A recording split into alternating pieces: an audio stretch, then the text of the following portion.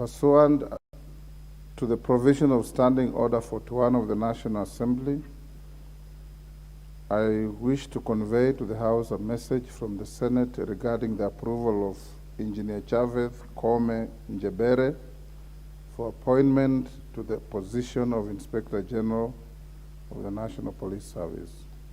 Honorable members, the message conveys that the Senate on Wednesday, 9th November 2022, considered and adopted the report of the Joint Committee of the National Assembly Departmental Committee on Administration and Internal Affairs and the Senate Standing Committee on National Security, Defense, and Foreign Relations in its report on the vetting of Engineer Javed Kome Njebere for approval as Inspector General of the National Police Service, laid on the table of Wednesday, November 9th, 2022.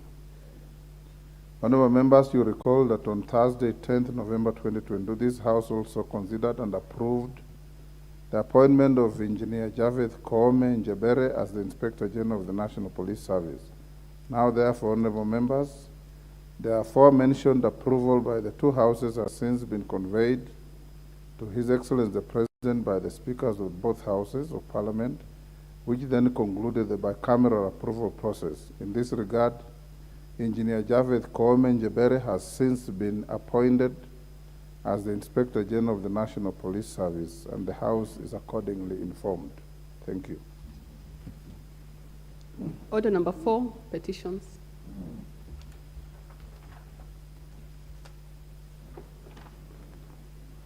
Honorable members, take your seats.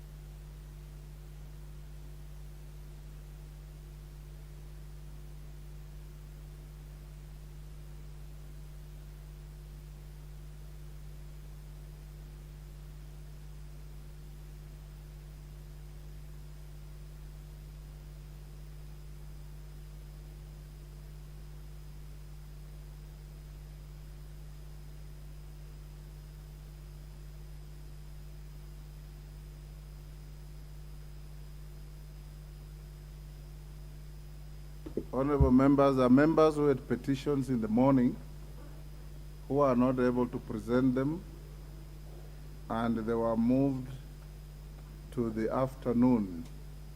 Is the Honorable Patrick, is the Honorable James Nyikal in the House?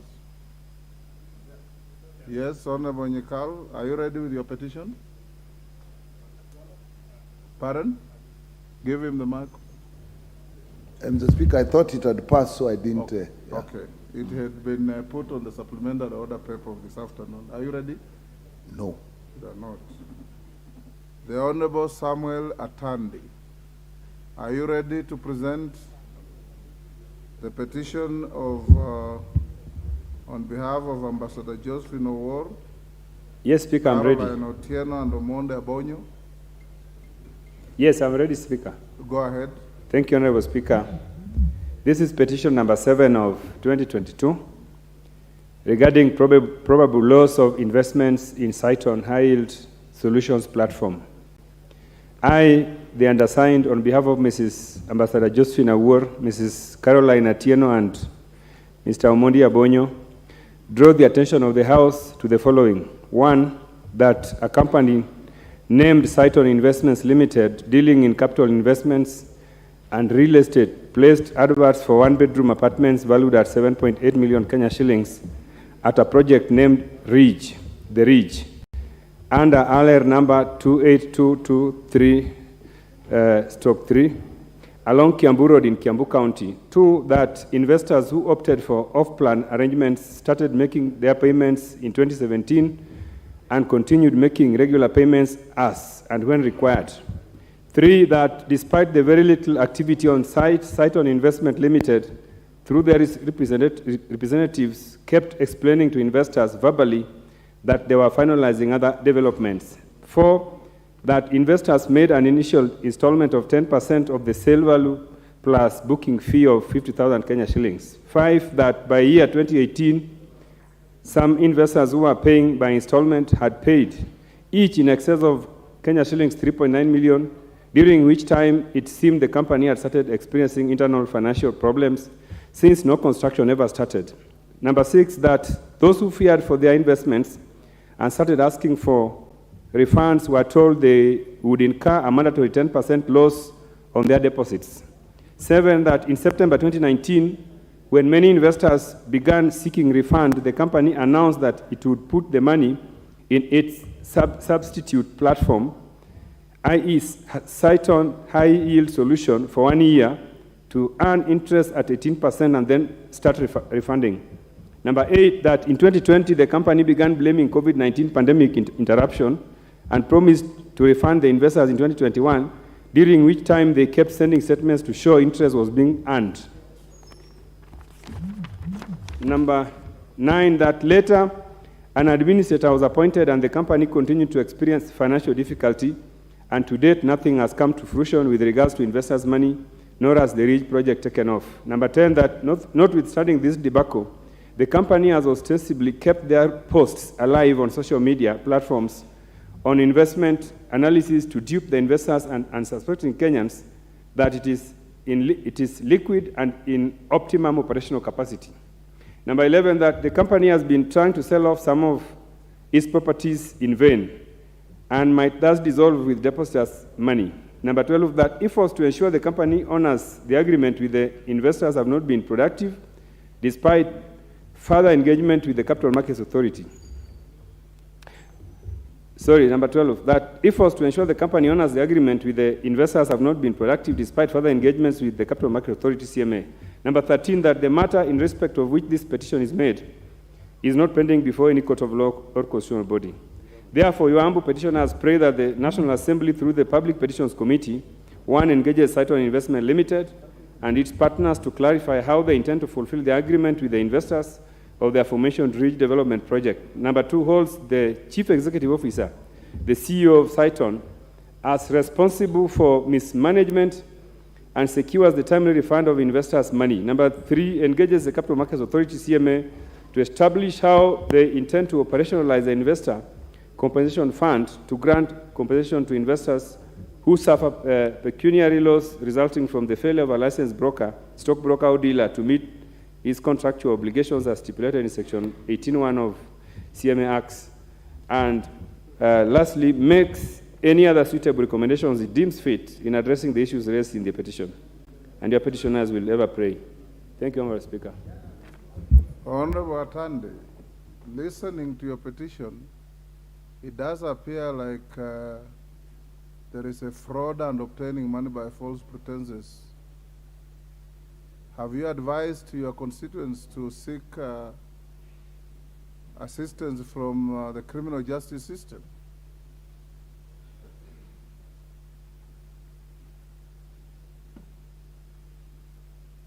Because what you have read is disclosing a series of criminal offenses. Yes, Honourable Speaker, indeed the petitioners have attempted to seek justice through the CID, but this has not been, they have not been successful. That is the reason why they have asked me as their MP to bring this matter here before the House. Well, it's up to you to advise your constituents. Thank you. Honourable members, there is a second petition. After presentation, I will allow the normal 30 minutes for comments on both petitions. Honourable members, there's a petition regarding amendment to the Universities Act 2012. Honourable members, Standing Order 2252B requires the Speaker to report to the House any petition other than those presented by a member.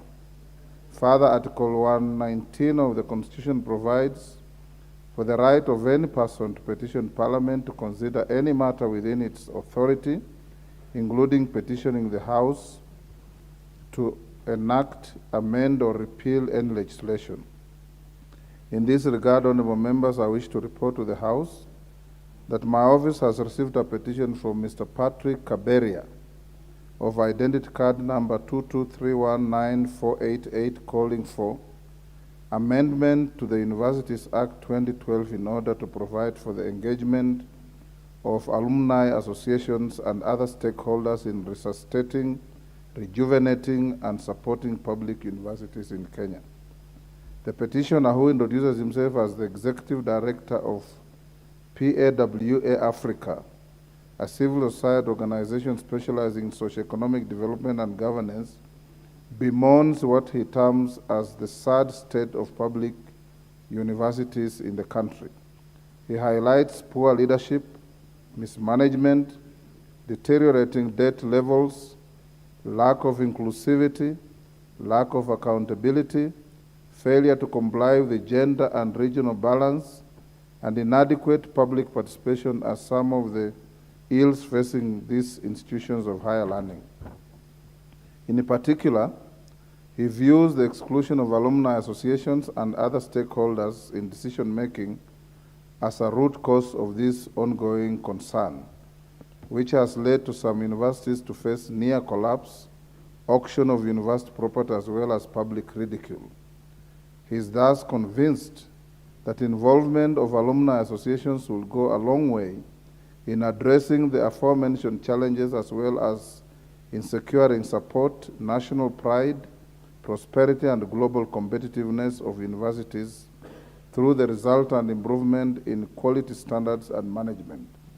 Consequently, honorable members, the petitioner seeks the intervention of this House in amending the Universities Act 2012 in order to, among other provisions, 1, replace the word may in section 42 of the Act with the word shall in order to compel universities to establish alumni associations, and 2, empower university alumni associations to nominate representatives to the respective university council, university senate, management board, committees, and other organs in addition to managing an endowment fund. Honorable members, having determined that the matters raised by the petitioner are well within the authority of this House, I order that pursuant to provision of Standing Order 2271, this petition be committed to the Public Petitions Committee. The committee is required to consider the petition and report its findings to the House and the petition in accordance with the Standing Order 2272. I thank you. I'll now give you, honorable members, 30 minutes to comment on both petitions, the one presented by the Honorable Atandi and this one from Mr. Patrick Kaberia.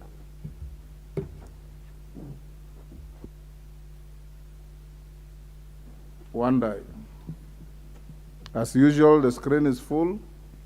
I encourage those who want to comment on the petitions to go to interventions. Mr. Speaker, I just have an issue that I seek your guidance on. I have an issue, Mr. Speaker, relating to petitions on which I seek your guidance. Mr. Speaker, there is a gentleman by the name Shem Otieno Dianga of ID card number 277-81888, who has indicated to me that he sent a petition.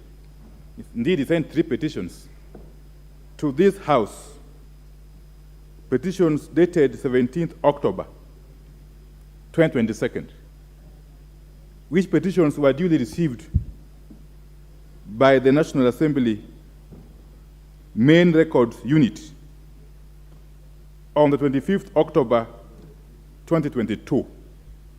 And these petitions, these 3 petitions were seeking then, I still believe they are still seeking, the removal from office of the chairperson of the IBC, Mr. Wafula Chebukati, and Commissioners Boya Molu and Abdi Gulie.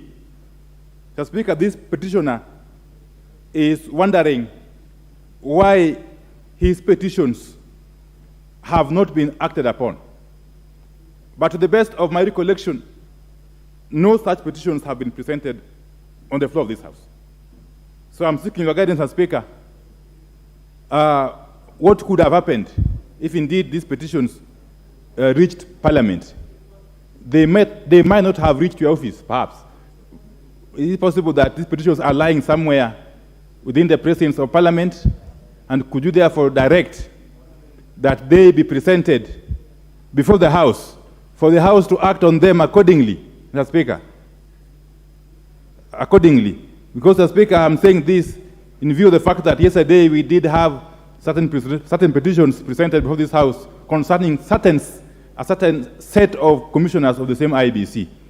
For us to be seen as a House which observes and upholds the rule of law and the principle of justice, equity, and fairness, we need to quickly get to understand the whereabouts of these petitions and be made to act on them expeditiously, Mr. Speaker. If you could guide, I will be most grateful. Thanks. Thank you, Honorable Wandai. First, I have not seen them yet. Secondly, are you saying that 3 petitions from one petitioner or one petition regarding 3 commissioners? Mr. Speaker, Honorable Speaker, there are 3 petitions from one petitioner. Okay. Yes, Clerk, Mr. Speaker. The clerk will look out their records and then bring to my attention. Honorable Yusuf Hassan, I believe you have logged in to speak to the petitions. 2 minutes each, honorable members. Give Honorable Yusuf the microphone. Thank you, Mr. Speaker. I would like to contribute to the petition brought by Mr. Patrick Kabere regarding the proposal to amend our Universities Act to include the important role of the alumni. And I would say that our universities are in a terminal crisis, particularly the public universities.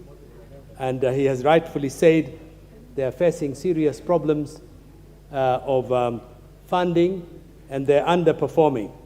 And there is a need to inject new ideas and new funding to be able to keep these universities going. I therefore think that it is important for these universities, and universities all around the world benefit from their alumni, their former students. My former universities are constantly writing me letters demanding support and funding, which I'm happy to give because of the contribution they have made to my own education and my own life.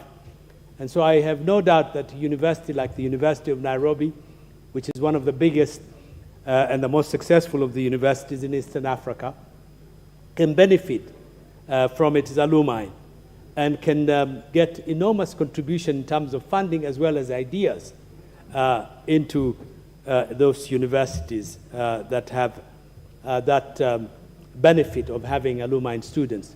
So I think his ideas are constructive and they should be welcome, and his petition should be considered seriously by the relevant committee that it will be forwarded to.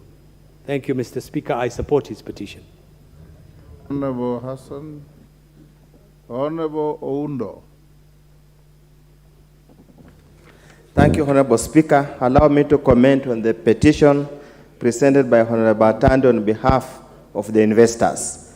Honorable Speaker, for many years, the country or the capital market has struggled with avenues to raise capital for investment. Of late, there has been a plethora of such instruments, corporate bonds, corporate papers, and more so, investing in high-yielding funds. Honorable Speaker, the case of Saiton is a very heartbreaking case. Very noble idea, either poorly managed or invested at the wrong time. The time when the real estate market was on the downturn trend, and we do believe and hope that there must be a solution that's going to be found. Honorable Speaker, to put it very clearly, I wouldn't call this a matter of obtaining money by false pretense. This was a contract, an investment contract. just like you can put money in a bank and the bank sinks with the money. I do believe with the passage of time and the economy improving, things could be better. But I sincerely believe all those who purport to raise such kind of a way must put risk management measures to avoid loss of funds for the people of Kenya. This is a timely petition, and I do hope the Public Petitions Committee will do justice and resolve this matter once and for all. Thank you, Honorable Speaker. Dr. Robert Mukose, 2 minutes. Thank you, Honorable Speaker. Honorable Speaker, sorry, I want to support the petition by Honorable Atandi on the investments, sorry, on the investments that people had invested in Saiton. And it's very unfortunate. I was also thinking in lines of why the investigative agencies could not move in time and be able to save these people their resources. Because when people invest in such investments, it's a lifetime investment. And therefore, it is a big loss to those people waiting for their money so that it can either give profit at 18% or be able to invest in other areas. So I think this is something that the committee should look at it expeditiously, because since 2019 up to now, I think those people are waiting for their justice. On the second petition on the universities, council on the universities, it's on the University Act 2012, it's a very unfortunate scenario, Honorable Speaker, that we are witnessing in our country, that public universities are being run down. And I think it's a petition that is timely, so that we can be able to stop the tide for the universities towards sinking. Because when universities you are collapsing all over the country, then there is something very wrong that we think needs to be remedied. With those few remarks, Honorable Speaker, I thank you. The Honorable Otienda Amolo.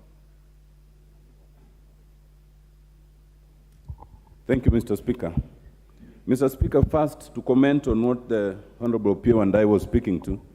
Mr. Speaker, it's extremely important that in this House, we be seen as a house of equity and equitability, which means, Mr. Speaker, that there must be a mechanism by which any person, and especially you, Mr. Speaker, traces the petitions that are presented to this House without having to depend on the goodwill of the office of the clerk or any other office.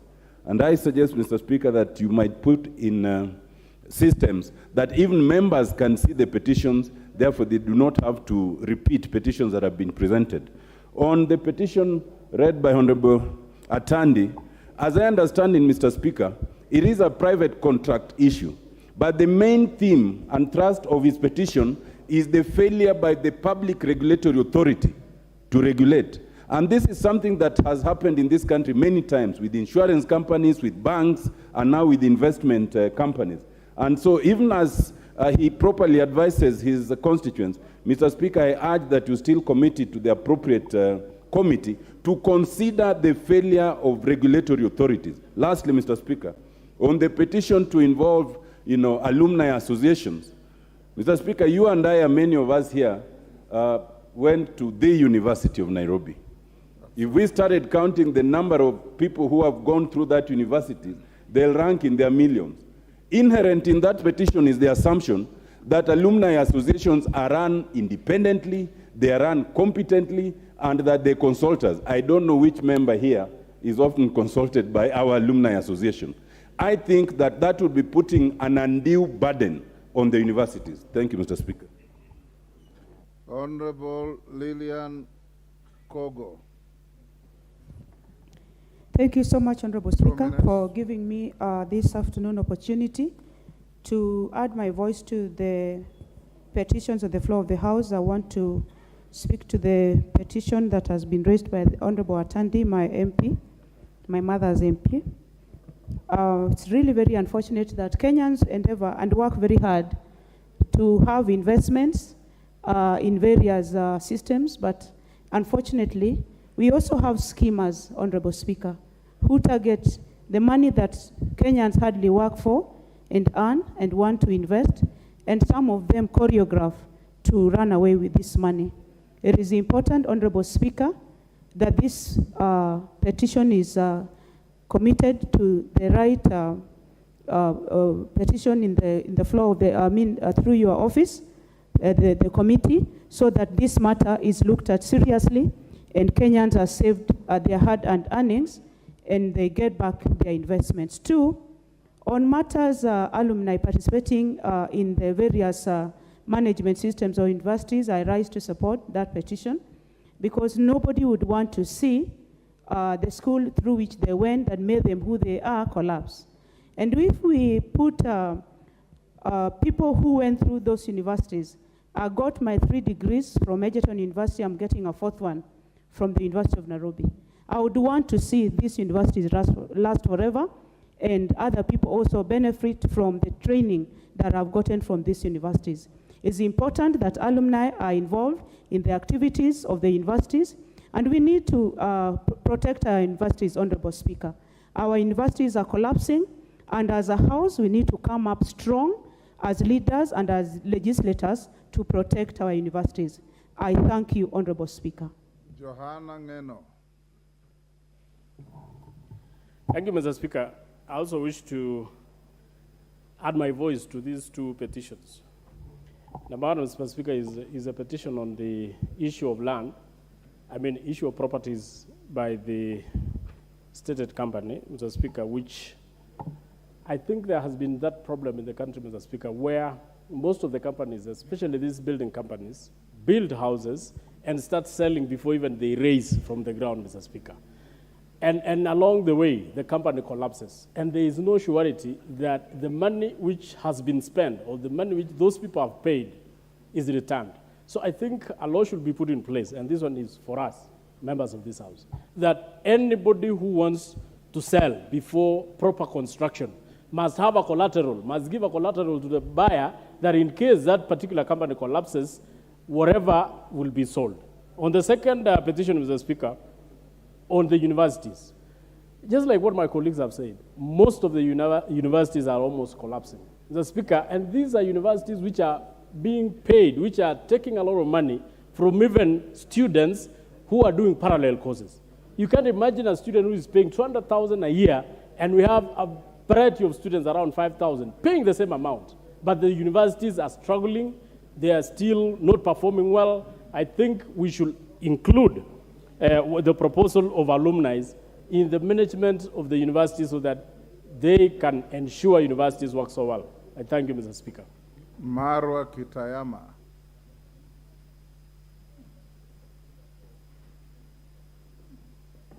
Is your microphone working? It is working. It is on, but it's not working. All right. Sorry for that.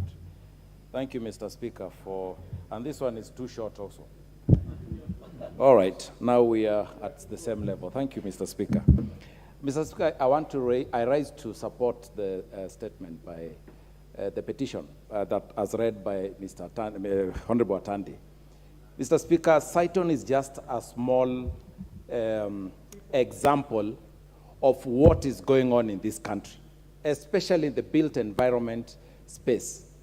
Mr. Speaker, there are so many families that are breaking because they put together investments, they put together their monies so that they can settle their families in decent homes. But what goes on is that people get conned, and they are big, Mr. Speaker, because they control a lot of money. After collecting a lot of money, they are untouchable. So it is out of desperation, Mr. Speaker, that petitioner has approached his member of parliament. And I want to thank you, Honorable Atandi, for taking the bold step to come out and speak for so many out there. Mr. Speaker, you may have heard of another company called Diamond Properties. Diamond Properties, Mr. Speaker, conned so many people, and they targeted the low income. And they are using radio FM stations who are popular, who drag people into this con game, and of course they get away with it because they have a way of manipulating the justice system. Mr. Speaker, I think it is timely that this goes to the right committee. Let us prosecute it, even if this matter is being handled in another area. There is an element, there is something that is making these people get away with it, and that is what this House needs to support so that we arrest. Thank you, Mr. Speaker, for giving me this opportunity. Thank you. Gladys Boss. David Speaker. Honorable Speaker, thank you for the opportunity to weigh in my voice on the matters, on the petitions that are presented before this House. First, I'd like to comment on the petition, the reference to a petition that had been brought to the House that was made by Honorable Wandanyi, who is the minority leader, where he says there was a petition that was brought but has not been brought before the House. I think I would request that he be asked to provide the copy of the petition, duly stamped, received, with an actual date and time, with a corresponding delivery book if there is, so that we can put this matter to rest and to know that to which office it came to, so that we don't have aspersions being cast on the staff members of Parliament. Two, Honorable Speaker, I would like to speak to the petition relating to the involvement of alumni of University of Nairobi and other universities. I support this petition. However, I'd like to put a rider that I implore Parliament to have a more holistic approach to it, because we know what ails our universities. It's not the fact that there isn't involvement by our alumni, but more because, one, we know that those universities went into over-expansion to various satellite universities which were not sustainable or not well thought through. For example, when the University of Nairobi decided to expand, they used their capital to set up new satellite universities, satellite colleges. They even gave those universities assets. They got involved in the construction of those buildings. And then those universities got a charter, and they lost that capital and lost the assets. In other places, they expanded. I know the law school. The time is up, boss. Can you give the Deputy Speaker 1 minute to finish? Thank you, Honorable Speaker. And therefore, it was an uncontrolled expansion. Secondly, we also know that the Ministry of Education at some point decided that they would give most of the money coming in from the fund of the higher education to private universities, to the exclusion of public universities. That is what has made our universities collapse. That must be addressed, not just the alumni issue. Thank you, Honorable Speaker. Emmanuel Wangwe.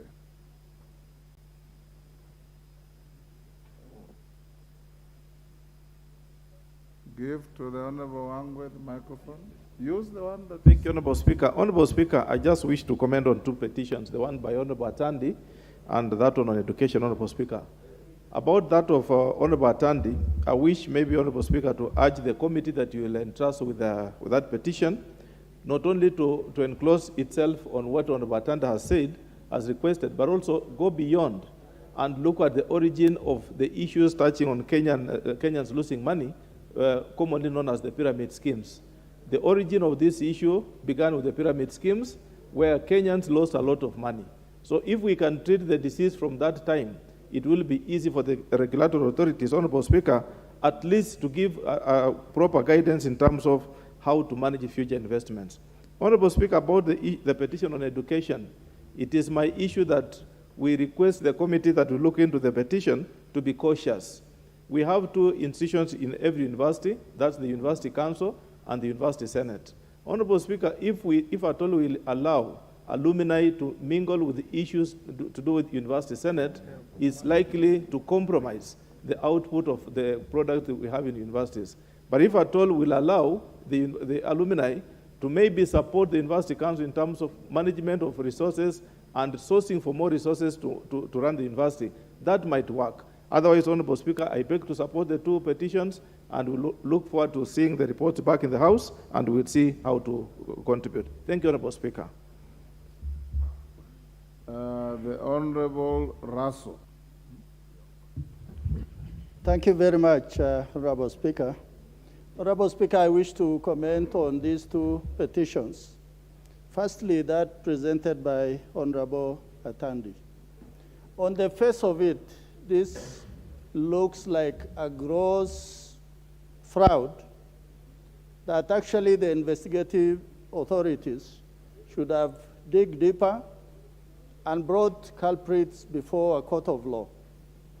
But on the other hand, it appears this issue is widespread, that many Kenyans have lost their hard-earned savings for a very long time, that this thing must be brought to an end. And I think this is why the work of Parliament is really necessary.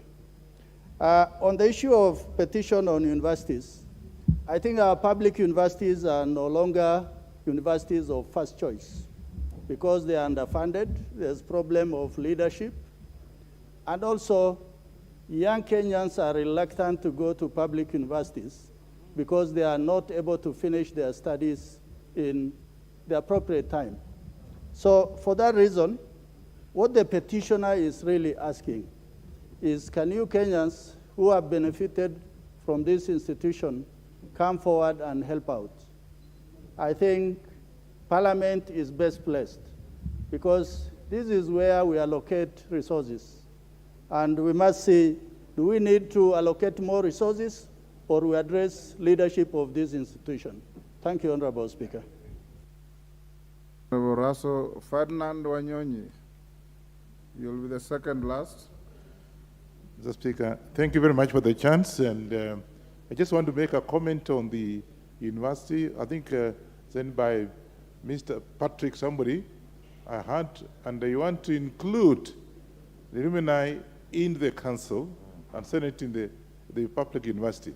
I quite agree with him because looking at what is happening today, the Speaker, you agree with me and everybody else will agree with me that the running of these institutions, I think, is just, it's like there's not something very clear what is happening.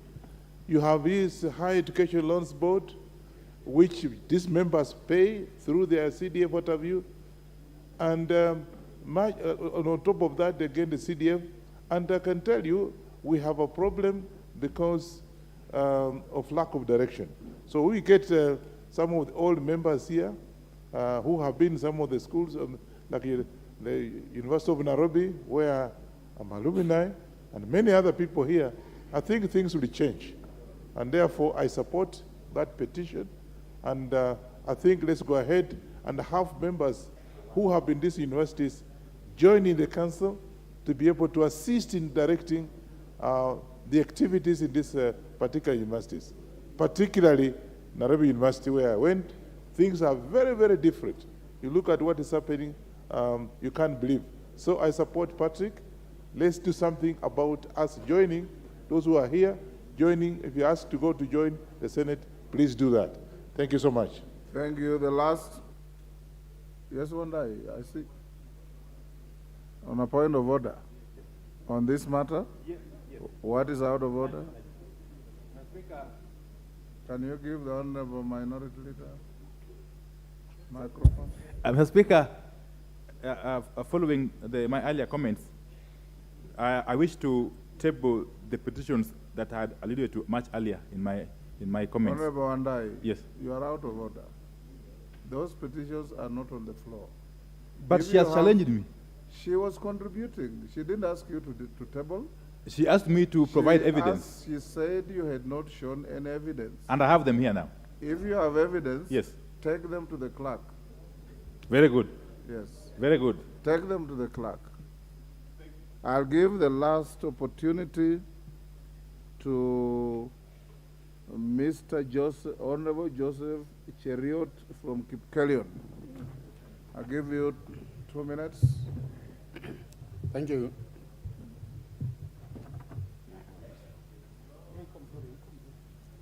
Thank you, Mr. Speaker. Yeah, this is better now. Thank you, Mr. Speaker. I raised to support the Niniba Honorable Tandi concerning Saiton. Mr. Speaker, there are several companies which have started actually doing business with the public without considering their welfare, and Saiton is one of them, Mr. Speaker. There has been a lot of complaints, And for this to be discouraged, Mr. Speaker, the best way to go is to give them blackout, because they use the radio or the media. They also use even spaces in towns to market themselves. And this is like giving them the legal way to do things, Mr. Speaker.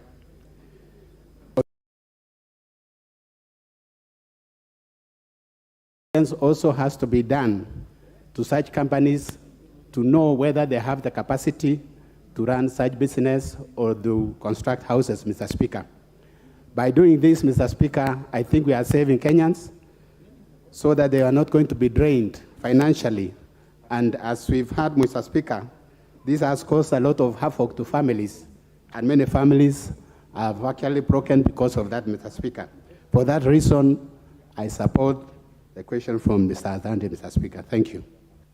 Thank you, honorable members. Allow me to acknowledge Thika Road Primary School, Roysambu, in the public gallery, St. Stephen's Education Center from Langata in the public gallery, African Youth Leadership Forum, Stare in the public gallery, Ichagaki Mixed Secondary School from Maragua in the public gallery. Maragua is in Moranga. On your behalf and my own behalf, I welcome the schools in the gallery to the Houses of Parliament. Next order, we are done with the petitions. Order number 5, papers. Of course, the petitions are automatically committed to the Public Petitions Committee.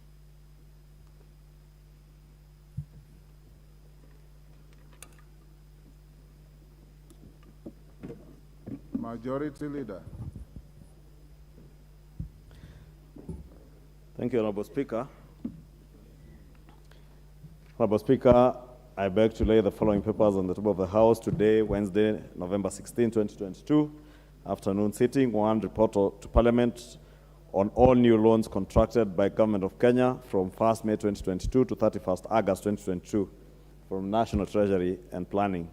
2, quarterly economic and budgetary review for the first quarter of the financial year 2022-2023 from the National Treasury. 3, annual statutory report of the Council of Governors for the financial year 2021-2022. 4, annual report and financial statements of the National Land Commission for the financial year 2021-2022. 5, the 7th batch of nominees to 7 National Government Constituencies Development Fund committees from the National Government Constituencies Development Fund Board for the following constituencies: A, Alego Usonga; B, Karachuonyo; C, Lungalunga; D, Machakos Town; E, Matuga; F, Mwingi Central; and Seme.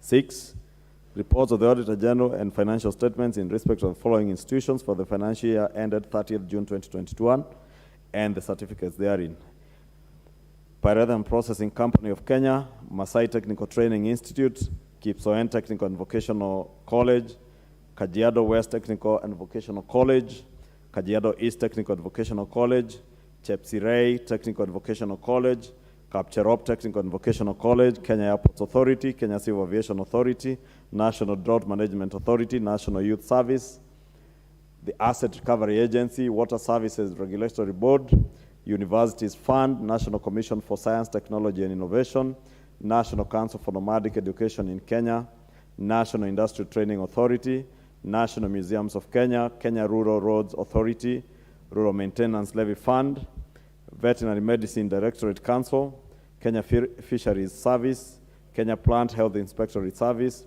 National Cereals and Produce Board, Numerical Machining Complex Limited, New Partnership for Africa's Development, Africa Peer Review Mechanism, NEPAD, stroke APRM, Kenya Secretariat, Kenya Bureau of Standards, Export Processing Zones Authority, Mishuki Technical Training Institute, Pharmacy and Poisons Board, and finally Mukurweini Technical Training Institute. Thank you, Honorable Speaker.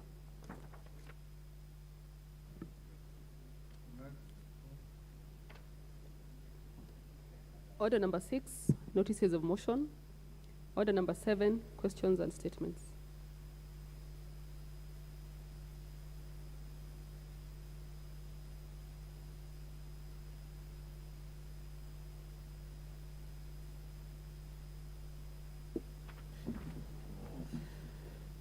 Honorable Speaker, I rise to respond to a request from the leader of the minority party last week regarding the status of disbursement of the NGCDF funds for the financial year 2022-2023. Honorable Speaker, I have this statement from the CS National Treasury, Professor Njuguna Ndungu, that the National Government Constituency Development Fund, NGCDF, this financial year has been allocated a total of 44.3 billion in the national budget for the financial year 2022-2023. The National Treasury has, however, not disbursed any amounts of the voted provision for the financial year 2022-2023 due to a number of factors. First, he avers that we have experienced delays due to the transition to the new government following the general elections held on 9th August 2022. Second, despite the good revenue performance for the financial year 2021-2022, the Russian-Ukraine conflict exerted pressure on fuel and commodity prices, prompting the government to increase spending to cushion citizens. In addition, the war in Ukraine worsened the international financial market conditions, and as a result, we were unable to raise the expected resources from international markets. This, coupled with the delayed disbursement of funds from the IMF and shortfalls in domestic financing, meant that the financing for the financial year 21-22 budget was lower by Kenya shillings 241.2 billion. As a result, the government carried over huge deficits, huge pending bills from the previous financial year amounting to 90 billion shillings, payment of which has been prioritized in this financial year.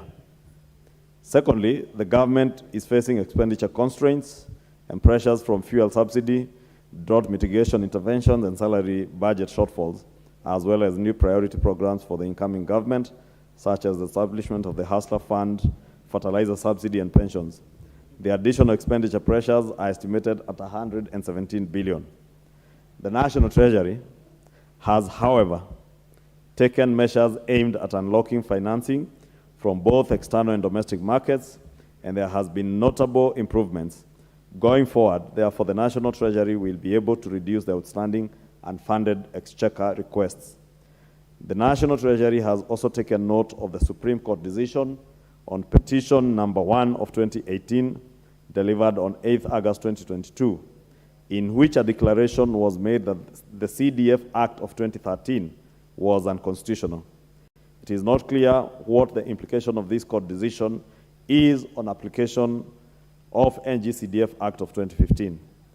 The National Treasury has therefore requested for the legal opinion of the Attorney General on this matter, and in particular, the implication of the Supreme Court decision on the utilization of NGCDF budget for the financial year 2022-2023. The National Treasury has, however, not received feedback from the Office of the Attorney General.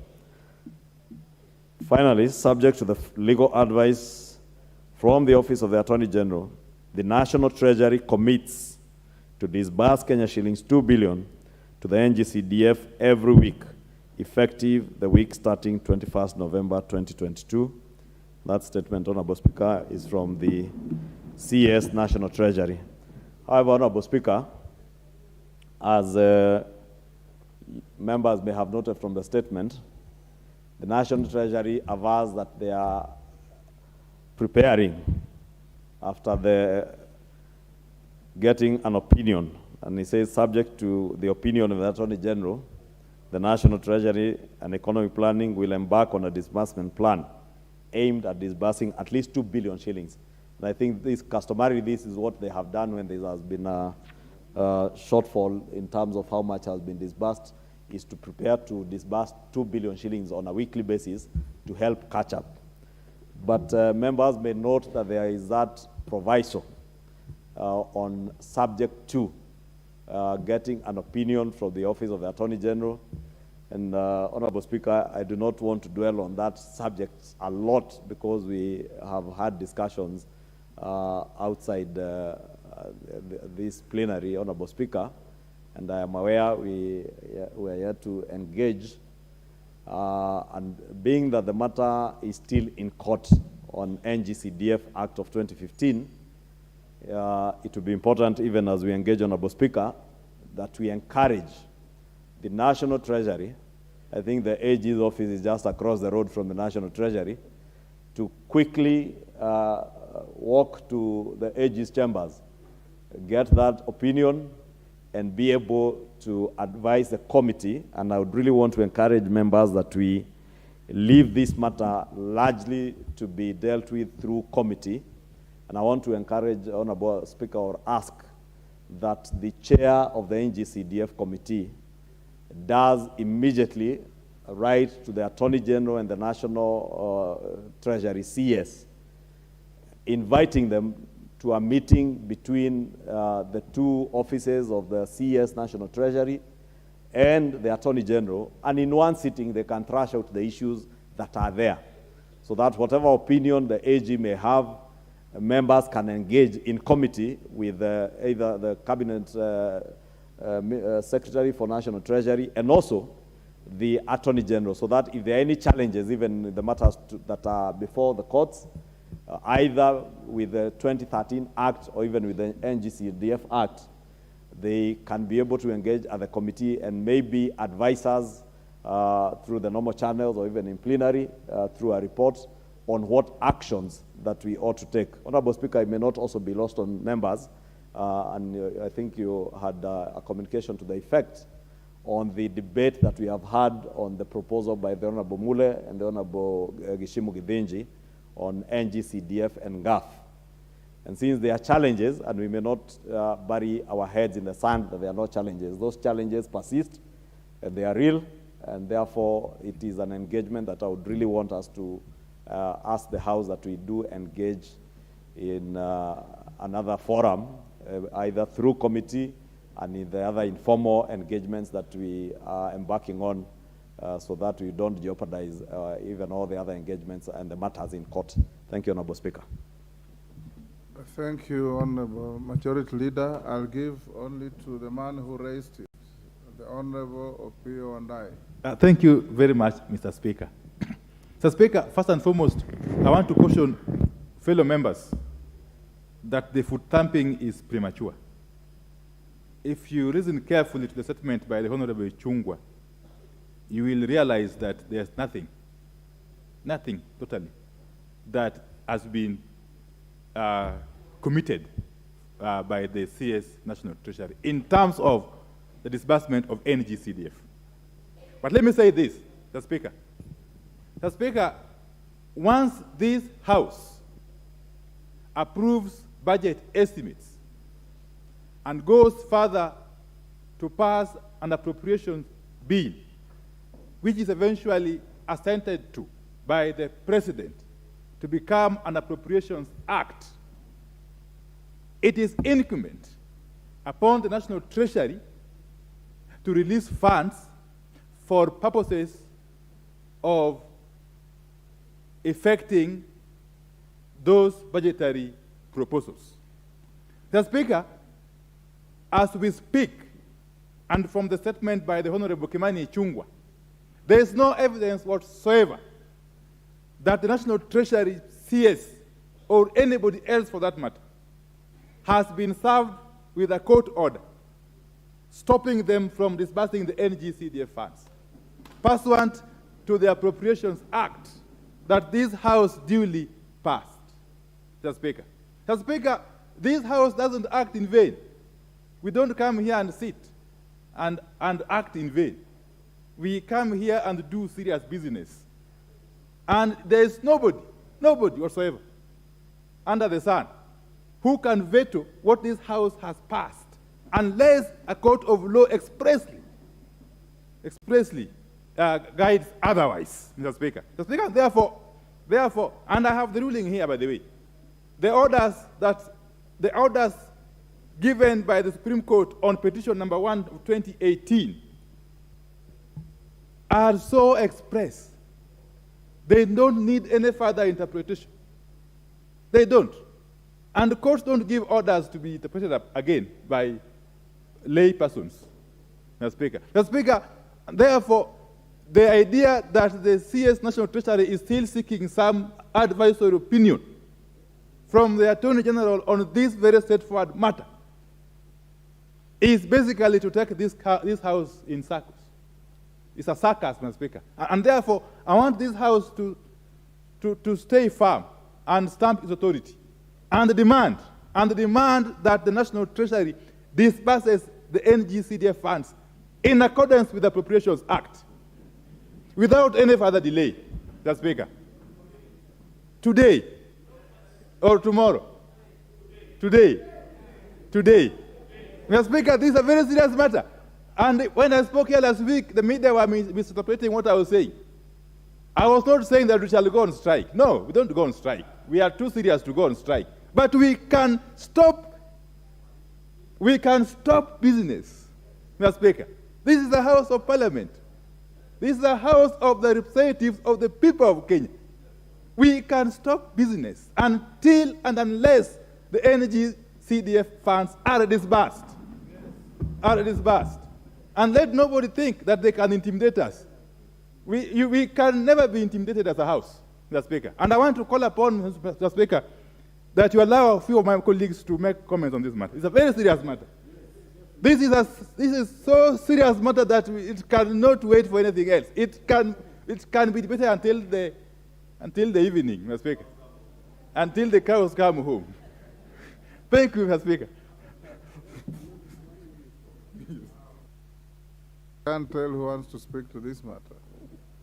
Because many of you have been on the screen since I walked in. Yes. The John Buddy.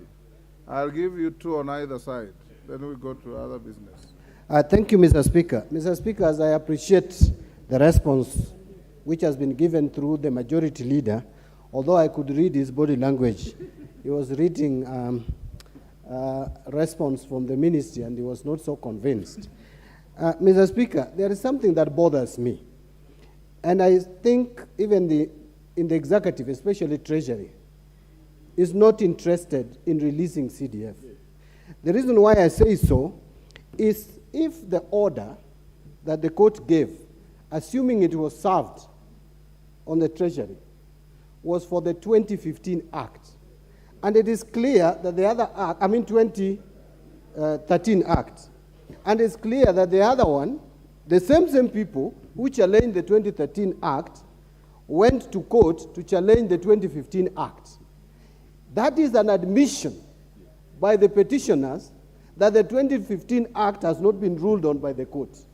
And therefore, what is this opinion that you are seeking from Attorney General? I'm not a lawyer, but to me, it sounds so clear that even the petitioners themselves acknowledge that what they petition or what they challenge in court has been overtaken by event.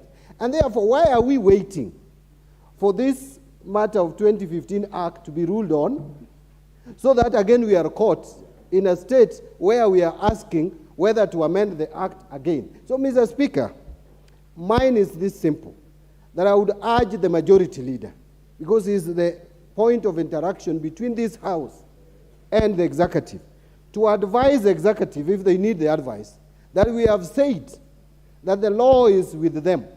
Number one, the 2015 Act has not been ruled on. Number two, there is an Appropriations Act, and therefore they are not going to disburse funds illegally. They are going to disburse funds that have been appropriated by the National Assembly of the Republic of Kenya. In short, Treasury has no reason at all, zero at all, majority leader, to delay up to today. There is no reason. Let them release funds and let them not talk about 2 billion. Let them accumulate all the 2 billions per week from July 1st up to today, get the total amount. If it is less than 44, let them release that percentage. If it is beyond 44, we are not asking for more than 44 billion. Let them release 44 billion, which they have been accumulating from 1st of July, when the government of Kenya started collecting money for 2022-2023 financial year. Mr. Speaker, that is my comment, and the majority leader, I know you are also pained. That is why I could see your body language. You are not very happy with that response. In fact, I ask myself, when you get these answers from the cabinet secretaries, do you engage with them or you just deliver them as conveyor belt? Because if I were you, majority leader, I would have not brought that answer to the floor of the House. What I would have done was to engage with the Treasury, advise them accordingly, and then you bring a report that could convince this House. Thank you, Mr. Speaker. Yes, Honourable Member for Manyata. Thank you. You have 2 minutes. Thank you, Honorable Speaker. I want to put my statement also on this issue. It is on this issue, Honorable Speaker, that all members of Parliament agree that we need these funds disbursed as quick as possible. And although that statement has been read from the Minister, I agree with the members that have spoken before me that that money should have been brought yesterday. Honorable Speaker, everyone here, and I think many of them can bear me witness, we have Form 4s right now who are not in class, and they have exams that they are starting very soon. We have Class 8 students, and we have many people who are waiting for that money. Honorable Speaker, if this money delays for another 3 weeks, I know many Form 4s will not be able to do exams, Honorable Speaker.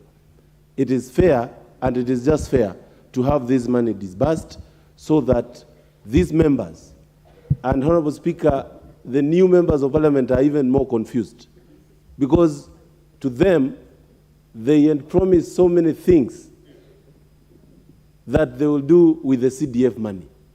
Some schools, Honorable Speaker, I visited one in my constituency recently that is actually raining and students cannot even stay in class.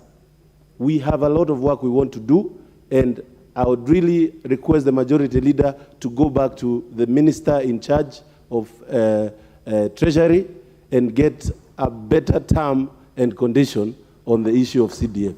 Let's get the money in our accounts. Thank you, Honorable Speaker.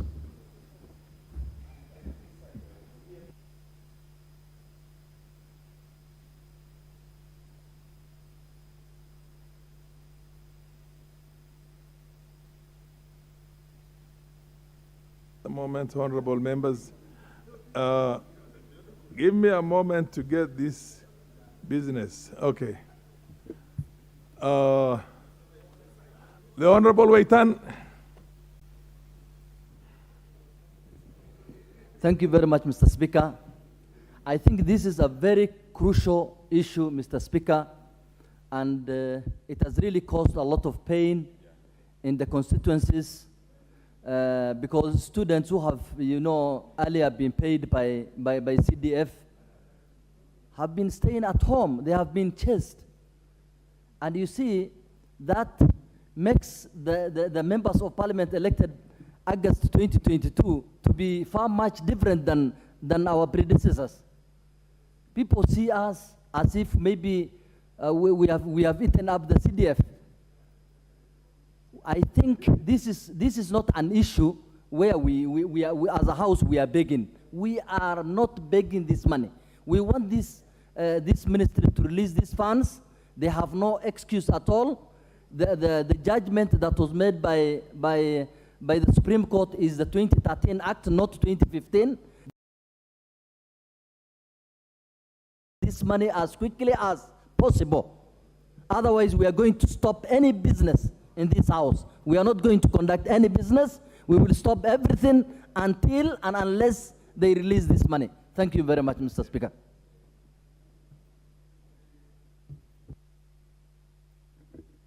The Honorable Dikir. Imurua Dikir. Yes, asante sana Bwana Spika. Nataka niseme ya kwamba hii mjadala yenye inaendelea kwa hii chumba ya CDF. Bwana Spika, hii sio swala yenye inabidi sisi tuiongelelee kwa muda. Ninaelewa na tunaelewa kama wajumbe kwamba saa hii kunao shida mingi kwa serikali, haswa kwa mambo ya pesa, haswa kwa mambo ya malipo. Lakini Bwana Spika, tungeliomba kwamba hata kama tutaenda kungojea vitu zingine kama majengo, kama ya kuenda kujenga mashule, tungependelea na tunaomba kiongozi ya walio wengi, ahakikishe ya kwamba ile pesa ya kwanza tuipate, hata ya kulipa fees kwa wanafunzi ambao wamejaa kwetu, ambao wako nyumbani, ambao wanangojea kulipwa fees. Saa hii tukikaa hapa, Bwana Spika, messages yenye tunaipokea kutoka wanafunzi, tunaenda lini? Mnatupea lini? Bwana Spika, naomba na ninaomba kabisa kwamba serikali kwanza i-release hata kama ni 40 million kwa kila constituency ya kulipa fees kwa wanafunzi, ndio hata hii ingine tukijua ya kwamba serikali inaendelea kukusanya pesa na inaendelea kutafuta pesa, tutaelewa. Lakini please tafadhali Bwana Spika, hiyo pesa ilipwe mara moja ndio watoto waende shule. Na kwa issue ya kotini, Bwana Spika, kotini ilirule kwa kesi ya 2013, act ya 2013, sio 2015. Na hakuna mtu ya kutafuta ati decision ama opinion kwa kitu yenye hijaruliwa upon. Kwa hivyo Bwana Spika, ningependa kusema The Honorable Bissau. Bwana Spika.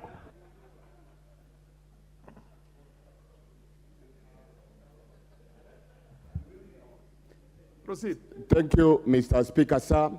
I remember in the last ruling, the Speaker then requested the Majority Leader to give a comprehensive statement. But what the Majority Leader has given us is not a comprehensive statement. And I think in law... Order, Honorable Majority Leader. Majority Leader, you should be listening to the sentiments of the members of Parliament. The Speaker... Honorable MP for the Goretti South, please take your seat. Proceed. Mr. Speaker, what was requested from the Majority Leader was a comprehensive statement. What he has given is not comprehensive. Majority Leader. Can I finish? Let him finish. Can I be protected, Mr. Speaker? I think proceed. There is nothing in law that prohibits the Majority Speaker, the Majority Leader, after speaking to the financiers, not to speak to the AG. In any case, Mr. Speaker, they are on the opposite side, across the road. So what we request is a comprehensive statement. This is a weighty matter. There are children back at home, they have not gone to school. There's a lot of outcry. And what we expect is actually a comprehensive statement, a comprehensive feedback with very clear timelines on when this is going to be disbursed. Thank you, Mr. Speaker. Are you still on order? The Honorable Gogo, and then followed by the MP for the Goretti South. And then we'll take two more and proceed on to the next order. Thank you so much, Honorable Speaker. I want to allow me, Honorable Speaker, to speak to the Majority Leader on this matter, and allow me to get his attention through you, Honorable Speaker, because as he's engaged, he's trivializing this matter and is busy just conversing. Honorable Speaker, I kindly request that you allow the Honorable Majority Leader to listen to me, Honorable Speaker, because as he's engaged, he's busy talking and laughing. Order, the MP, Honorable Lagat. Don't keep the Majority Leader busy with sideshows. Yes, he's just being engaged, and they are joking about matters that as NGCDF, I represent a single constituency called Rangwe constituency, and through the Honorable Speaker, the matter at which you are joking with Honorable Majority Leader would also determine whether you are going to be Majority Leader for the future or not. Because when it comes to matters NGCDF, the person of the AG is a politician. The executive has been elected through an elective process. Kindly protect me, Honorable Speaker. When it comes to matters NGCDF, we don't need to belabor it. Dr. Gogo, order. The Honorable Majority Leader is on a point of order. You know, Honorable Speaker, the Honorable Lilian Gogo, the Honorable Bissau, are addressing the Leader of Majority as if he is a Cabinet Secretary, National Treasury. I just want to inform them that the Leader of Majority is neither the Cabinet Secretary in charge of the National Treasury, nor do I stand here in his place. The Leader of Minority asked for a statement from the National Treasury Cabinet Secretary through the Leader of Majority. I am just a conveyor. Members of the public from Kikuyu constituency are waiting for CDF just like those from Rarieda, those from Kiminini are waiting. Order. And therefore, Honorable Speaker, And if members had listened, Honorable Speaker, which is more fundamental, and the Honorable Pio and I did allude to it, the foot thumping was premature. Equally, the castigation is also premature. This matter is more weighty. The matter of NGCDF and the issue of the CDF Act of 2013 and NGCDF. And that is why I even appeal to members to be a little bit balanced on what we say here in view of the matters that are in court. And I would really want to beg members to be measured, especially on the matters that are in court. Proceed, Honorable Dr. Gogo, and just finish your concerns.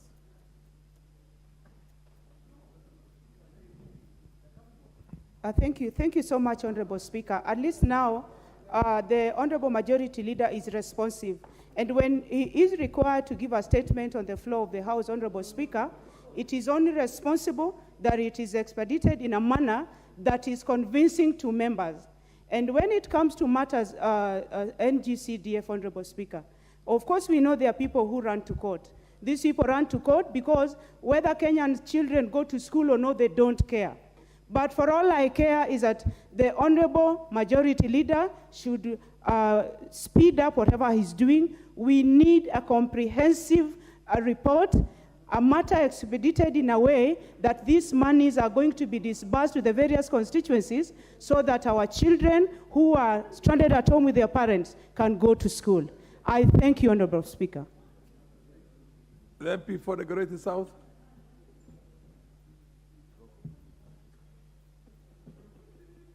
Order, honorable members. Thank you very much, Honorable Speaker. And I would want to actually take a different view. For starters, I want to understand that the leader of majority is actually the messenger. And we have no business here shooting the messenger. The message is weighty. And the members of this House need to understand that what is under siege is actually a fund that is very dear to their constituents. That beyond being the House that reads from the Book of Lamentations, Mr. Speaker, this House will now have to start being a bit more innovative in how they think about this NGCDF matter. NGCDF, as is constituted originally, and the NGCDF 2015 is actually under serious peril. And it is not even the Treasury that has problems with it. Now, this being the House that makes laws, Mr. Speaker, we will have to think very quickly. First, the broken telephone going through the leader of majority is actually going to get us into more jeopardy. We might now, having fully constituted committees, might start to think of how we invite these people to the House to answer directly to this House, because this is broken telephone. What we're getting from the leader of majority has gone through a lot of processing.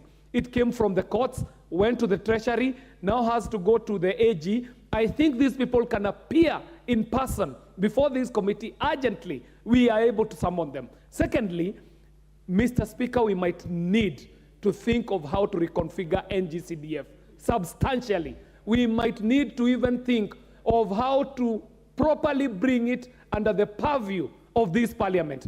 If it will mean to have this NGCDF administered through the Parliamentary Service Commission, then so be it. Because, Mr. Speaker, this parliament cannot keep being at the mercy of a treasury or an AG, because as we speak now, Mr. Speaker, all we are doing is reading from the Book of Lamentations, and we are the House that makes laws. We can make laws that change how CDF is administered. What's your point of order, Honorable? The MP for Suna East, Migori. Thank you, Mr. Speaker. Mr. Speaker, I said this yesterday on the floor of this House, and I want to repeat it. Mr. Speaker, there is a conspiracy in this country against CDF. And this conspiracy is being perpetuated by both the executive and the judiciary. And the idea is to fight Parliament and to make members of Parliament look as useless as possible. Mr. Speaker. CDF is not a fund that began yesterday or today or the other day. It has been there since 2003, 2004. It has been there for the last 20 years, Mr. Speaker. Mr. Speaker, this is not a fund that was started in this parliament or last parliament. If people feel, I know the judiciary is behaving in a manner that they think they are going to fight parliament, but in the actual sense, they are fighting. He's on a point of order. No, You can't have a point of order on a what is point your of order. problem, Order, honorable, order. Exhausted your time, honorable. Order. Order the MP for Dagoretti South. You do not engage the chair in a debate. Mr. Speaker, proceed. The judiciary is behaving like they are fighting parliament, but in the actual sense, they are fighting the people of Kenya. The beneficiaries of CDF funds are the people of Kenya. Their children are not going to school. Their schools are not being built. The roads are not being done that are leading to schools. Mr. Speaker, this matter is a serious matter, and this parliament, because parliament doesn't have a union, as you know, and our union normally is the Parliamentary Service Commission, and that union has failed us time and again. You know that. We cannot even access any allowance of late because of our failed union called Parliamentary Service Commission. Parliament now must down their tools completely, if need be, until this matter of CDF is sorted, because the conspiracy is being perpetuated by two arms of government called the executive and judiciary against one arm of government. And they know both arms. That is too long for a point of order no, interjection. allow me to contribute. The chair is the interested party in this debate. That's why the chair is not observing the rules strictly. Yes. But having said that, don't also have it as an open-ended. MP for Mandela, finish in 1 minute. Mr. Speaker, yeah. Can I leave my point of order at this point, and then you can give me time to contribute? No, just you have 2 minutes to conclude. So, Mr. Speaker, thank you very much for your indulgence. Mr. Speaker, I am requesting that if need be, Parliament must down their tools because, Mr. Speaker, this is ridiculing Parliament also in one way. We are two sets of acts of Parliament that were making NGCDF constitutional. One was made illegal by the Supreme Court 2 months ago. Another one today again by the High Court, Mr. Speaker. Mr. Speaker, if that is not fighting Parliament, I don't know what it means fighting Parliament. And secondly, this new government of Kenya Kwanza, if they have no money to fund the CDF, let them just say we have no money, we are broke. Instead of telling us, oh, it's the court, is there. I want Parliament to summon the Attorney General, summon the Committee of Parliament, NGCF, to summon the AG, to summon the Minister for Finance, the Treasury PS, to summon all people in the executive who are dealing with the NGCDF so that we can face them on the eye and tell them that Kenyans are suffering. Mr. Speaker, thank you for your indulgence. That is why you are a good speaker. You know. Fair enough. The MP for Mandera West. Did you need to conclude beyond what you have said? I thought you had concluded. Okay, you have 1 minute to conclude. Thank you, Mr. Speaker, and I have to also join the honorable member for Suna East and say that you're actually very deserving to be on that seat, Mr. Speaker. And also say that, as you observed rightly, you're actually an interested party. Mr. Speaker, I was actually concluding my remarks because I was waiting to hear which standing order the member from Suna East was standing on. However, my more salient point, Mr. Speaker, had been that this House is capable of moving in the right direction as concerns CDF, that we can stop reading from the Book of Lamentations, reconfigure how CDF exists, and if it will mean for us to bring CDF under the purview of the Public Service Commission, what the member for Suna East is calling our union, then so be it. But in the meantime, Mr. Speaker, Service Commission, not in the meantime, Mr. Speaker, the people who are capable to answer us need to appear before this house. The broken telephone of information coming from Treasury, going through the AG, coming to the leader of majority is not helpful. All I would like to know is whether downing tools means also skipping South Sudan for the sports. Thank you very much, Mr. Speaker. The MP for Mandera West. Thank you, Mr. Speaker, for giving me this opportunity. I also echo my colleagues, and I start by saying that CDF is money appropriated legally. It's not money that we are begging. And this house is the house that appropriates all the monies. If we cannot get the little money that was appropriated by this house for the purpose of the constituency's development, then it is very unfortunate. I will request the various committees which are relevant to this issue to summon those, let's say the Minister for Finance, the AG, and even the Chief Justice, who said maybe initially said the 2013 CDF is illegal, and therefore all these things is coming because of that. So that she can also come here and say, no, that was 2013 CDF, not this one. Unless we summon all those together by one committee and they answer questions and release the money, then we are doing nothing here by asking for statements, by sending our leader of majority up and down here as if he's an errand boy. He is not. So what we need, I think, is to summon those, all those who are concerned, and we don't need the statements, we need the money. In my constituency today, 80% of students who are relying on CDF for bursaries are not going to school.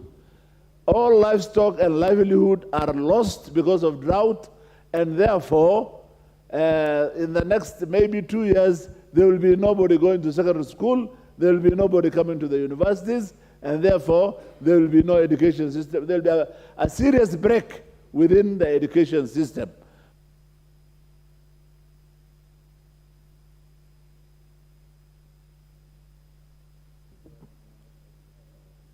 The last one, the honorable members. Okay, the Honorable Dr. Nyikal, Professor Nyikal.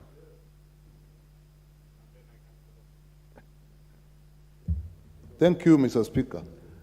Mr. Speaker, this issue is demonstrating a very important fact, that this House must realize that the executive is taking this House for granted. Why do I say that?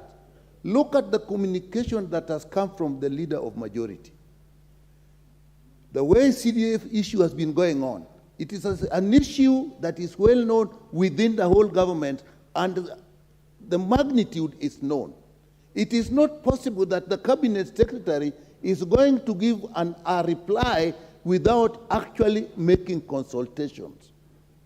So when the cabinet secretary says, subject to consultation, what stopped the cabinet secretary from consulting in the first place before actually giving the answer to the leader of majority? It is a delaying tactic. And I'm sure that by the time the cabinet secretary actually wrote that reply, he had actually consulted, and I think this matter was taken casually by the whole executive. I'm sure as of now, the whole cabinet is aware of the status. Even if, as I hear now, that the court today ruled, it is clear that by the time this was being, the reply was being constructed, that information was not available. They decided, the whole executive, to take this for granted. That is why they give a casual reply to the leader of majority. What are you going to consult tomorrow that you cannot consult now before you give the reply? Mr. Speaker, they're taking us for granted. And my suggestion, when we call them to the committees, it should now, the committee should actually be in here And all of us now will be the friends of the committee, and the whole House should sit now with them in that committee. And then they hear what our opinion is. Thank you, Mr. Speaker.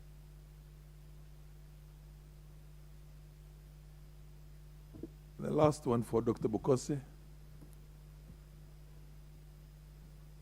Thank you, Honorable Speaker, for allowing me to make comments on the report by the Majority Leader. Honorable Speaker, Majority Leader here is the messenger. And as you are aware, when the President addressed this House, he requested that we make amendments to our standing orders so that the Cabinet Secretary would have been addressed. And I think these are the challenges, and it is high time that the House takes this matter of amending the standing orders very seriously and urgently, because otherwise we'll keep on lamenting and complaining. And as you are aware, I was listening to Minority Whip. You know he was the chair of the BBI, and you exhausted all the money. Now, this is where the problem which we find ourselves in. So there is no point of order, Majority. The Honorable Dr. Bukose, when you get an opportunity to contribute on a matter that is... I'm well guided, Mr. Speaker. Proceed. I withdraw my friend. You know he's my friend, so I was saying that in a light touch. Proceed. So, Honorable Speaker, I think if we can make amendments to our standing orders, then this issue that we've raised can easily be addressed. But our students are paying, and we are going to January when schools are going to open, and it will really be a big mess, especially for the first-timers who have never even issued any bursary. With those few remarks, Honorable Speaker, I raise my case. The MP for Kwanza, what's banning you? Proceed. You are the last one, very last one. Very last one, but I want to say this with a very heavy heart. That, Mr. Speaker, out there's rain. Some places. And we have constructions of some schools and what have you, that the rains are going to spoil some of these constructions. Mr. Speaker, for all I know, the case that is in court is for 2013. Let the Treasury release the money as we wait, because there's nothing which has stopped them from releasing the money. The case is there. So while we do, Mr. Speaker, we want the leader of the majority to get to the Treasury and demand tomorrow that they have to release the money. Because, as we say, I don't even know what to do. I can't even get home because there are too many people complaining, both from the colleges, secondary schools, and all the other places. They want the money. So, Mr. Speaker, there's nothing stopping the Treasury from releasing the money, because what is in court is 2013. The CTF of 2015 has nothing to do with the 2013. So, Mr. Speaker, the leader of the majority should stop other businesses, and tomorrow he goes to Treasury to be able to have the money released. Otherwise, we are not happy. Thank you very much. Next order. I have already called for the... What is your point of order? What's your point of order? Mr. Speaker, I want to bring, with your indulgence, I want to bring to the attention of the House that the supplementary budget is coming in few weeks' time, in 2 weeks' time. I want to plead with the House that we should not pass that supplementary budget if there is no CDF. That's the language the executive will understand. Can you clap for me?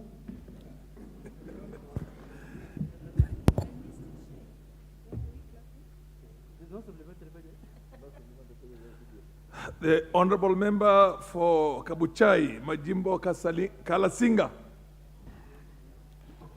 Thank you, Mr. Speaker. Mr. Speaker, I firmly rise to ask question number 03 of 2022, the order paper of today.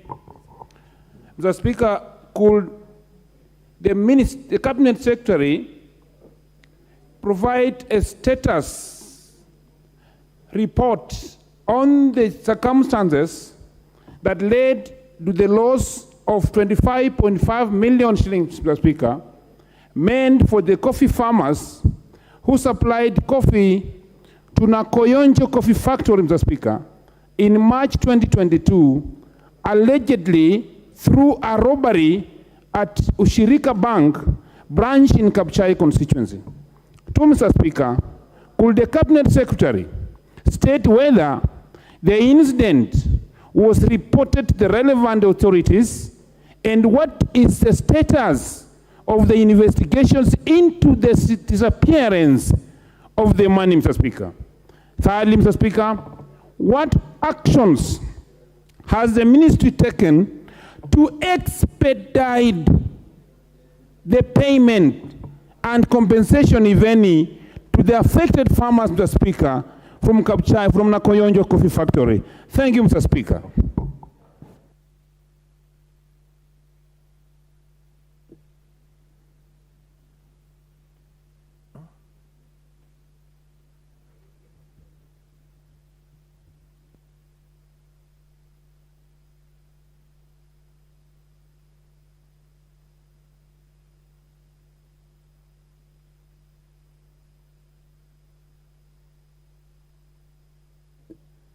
To be replied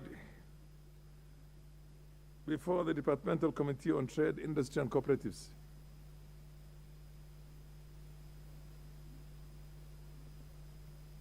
Next question. Next question. The Honorable Joyce Kamene, MP for Machakos. The Honorable Joyce Kamene. Let's go to the next question. The Honorable Abdul Haro, MP for Mandera South. Thank you, Mr. Speaker. My question is to the Cabinet Secretary for Interior and National Administration. 1, could the Cabinet Secretary provide the measures that the government has put in place to ensure the residents of Mandera County are able to acquire important government documents, including national identification cards and passports, without undue delays caused by lengthy bureaucratic procedures? 2, could the Cabinet Secretary explain the measures that the government has put in place to address the unwarranted delays in vetting of persons applying for passports in Mandera County? Thank you, Mr. Speaker. To be replied before the Departmental Committee on Administration and Internal Affairs. Next question, the Member of Parliament for Teso North, the Honorable Oku Kaunya. The MP for Teso North. Thank you very much, Mr. Speaker. I rise to ask question number 9 of 2022 to the Cabinet Secretary for Labor and Social Protection. Roman 1, could the Cabinet Secretary explain the circumstances that led to the dismissal of Mr. Gabriel Akimwanar Obashe, holder of ID card number 7230285, from the National Industrial Training Authority on the 19th of February 2018? Roman 2, could the Cabinet Secretary indicate when the officer will be reinstated back to the office and be paid his salary arrears and other benefits for the period he was out of employment? Thank you, Honorable Speaker. I notice there is a difference in the dates, the one you read and the one that's printed. You said 2018, but it said here 19th February 2022. Could you correct yourself? Honorable Speaker, I wish to correct that. You'll note on the print, I think it was an error, typographical error. There's a question mark under 2022. So it's 2018. So the correct position is 2018, Honorable Speaker. Okay. 2018. To be replied before the Departmental Committee on Labor, The MP for Malava, the Honorable Malulu Injendi. I rise to ask question number 11 of 2022 to the Cabinet Secretary for National Treasury and Economic Planning, one in Roman. Could the Cabinet Secretary provide the list of constituencies that received a share of Kenya shillings 4.9 billion by the National Government Constituency Development Fund through the second supplementary estimates during the 2021-2022 financial year, and further list those that did not receive any funding, including my constituency, Malava. 2, could the Cabinet Secretary further explain when the Kenya shillings 2.9 billion balance will be disbursed to the remaining constituencies, considering that each constituency was to receive approximately 13 million to enable the completion of stalled projects. Thank you, Speaker. Fair enough. To be replied before the Departmental Committee on Finance and National Planning. The next question, the MP for Imenti North, Abdul Dawood. Abdul Dawood. Next question. The MP for Keyo South, the Honorable Gideon Kimayo. Thank you, Mr. Speaker.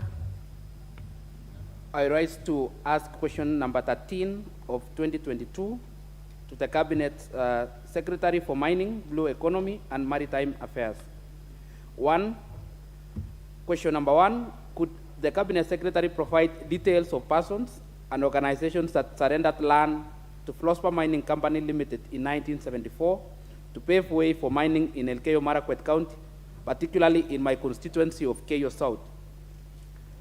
Number 2, could the Cabinet Secretary further provide a status of compensation of the said persons and organizations and indicate when all of them will be compensated? 3, could the Cabinet Secretary also indicate whether there are any plans by the government to revive Flospa mining in the said area? Thank you, Mr. Speaker.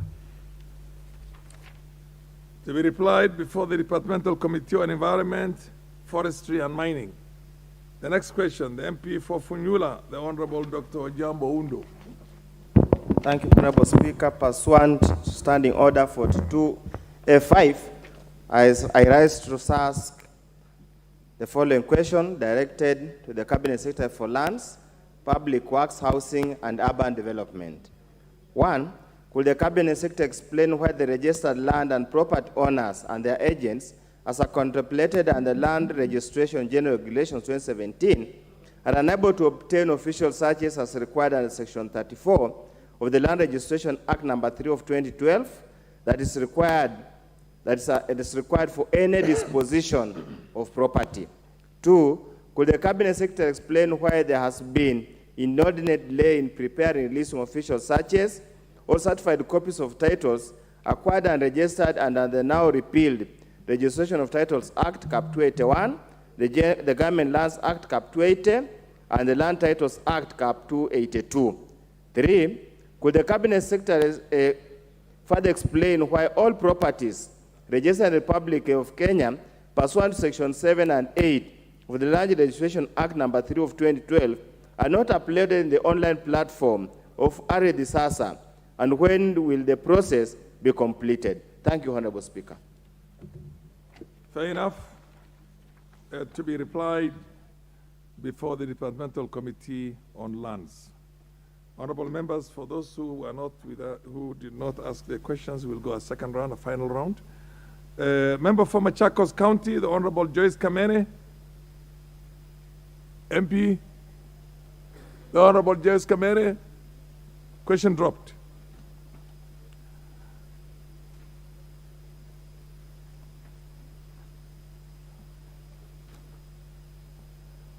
The member for Imenti North, the Honorable Abdul Dawood. Abdul Dawood. Question dropped.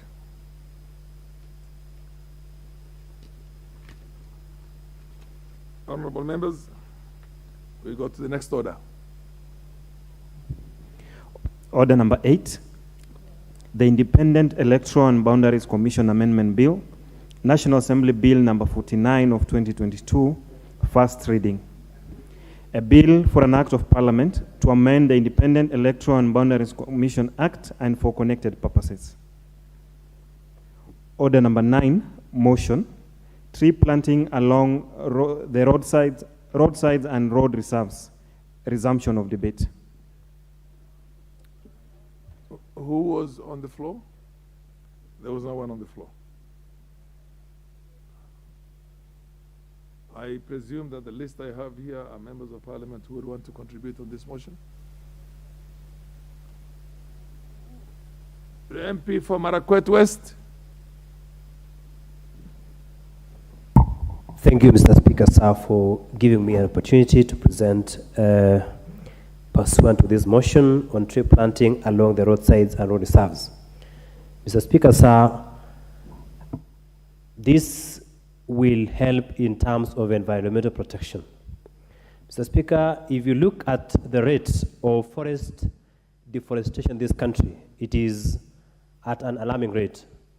And Mr. Speaker, if trees are planted along the roadsides and road reserves, this will help in terms of forest cover. Mr. Speaker, sir, I rise to support this motion.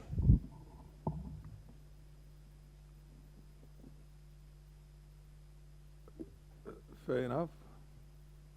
Do I take it the MP for Kilifi County would want to contribute on this motion?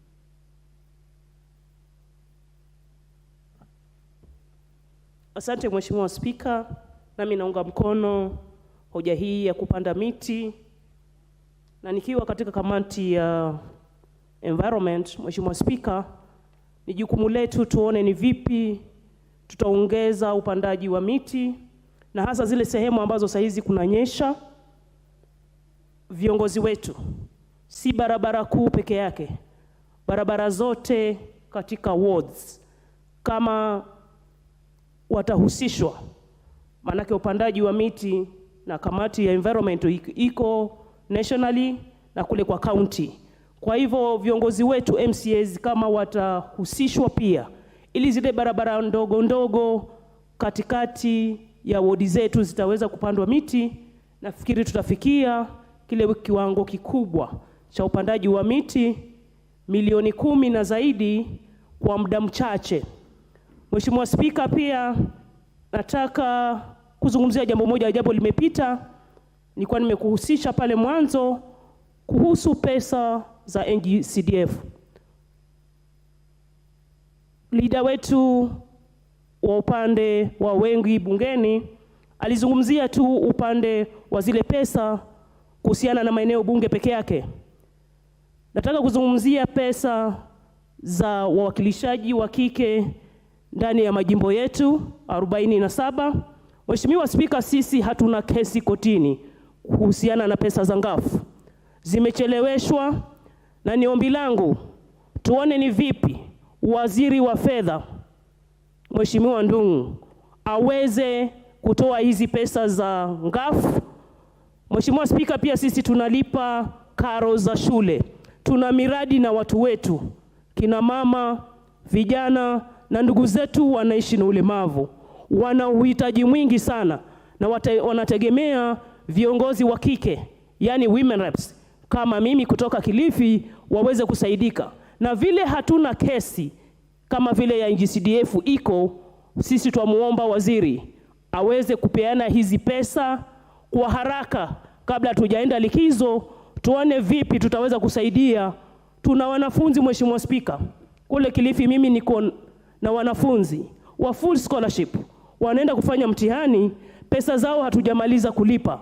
Kwa hivyo itakuwa bora, na nimesema kwa sababu hatuna kesi ya fedha hizi za ngafu, hizi ziweze kutoka kama itawezekana hata wiki ijayo, ili tuone vipi wale wanafunzi tumewasimamia kutoka form 1 mpaka form 4, fees zao tunawalipia kamili, wakalie mtihani. Wale wa pesa ndogo ndogo za basari pia sisi tunalipa, waweze kulipiwa na yale mashirika ambayo yanatuunga mkono kufanya kazi na kina mama, vijana, ndugu zetu wanaishi na ulemavu waweze kusaidika. Mheshimiwa Spika, tarehe 1 Disemba ni siku ya walemavu nchini. Order, honorable member.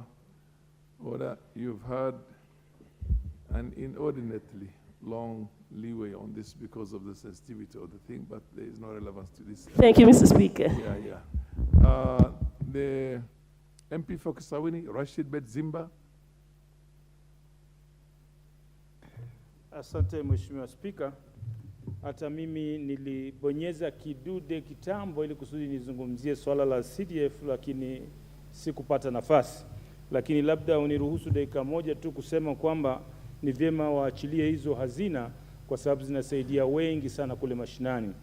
Umaskini ni mkubwa sana, hata watu hivi sasa wakipewa tu wakielezwa walete 200 za chakula za shule zinawashinda.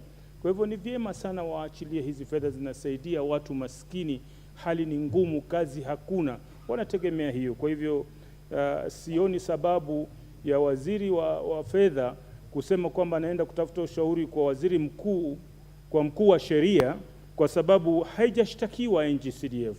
Sioni sababu, lakini pengine anachukua muda alafu ataziwatia, lakini sisi tunamuhimiza kwamba ni jambo la muhimu.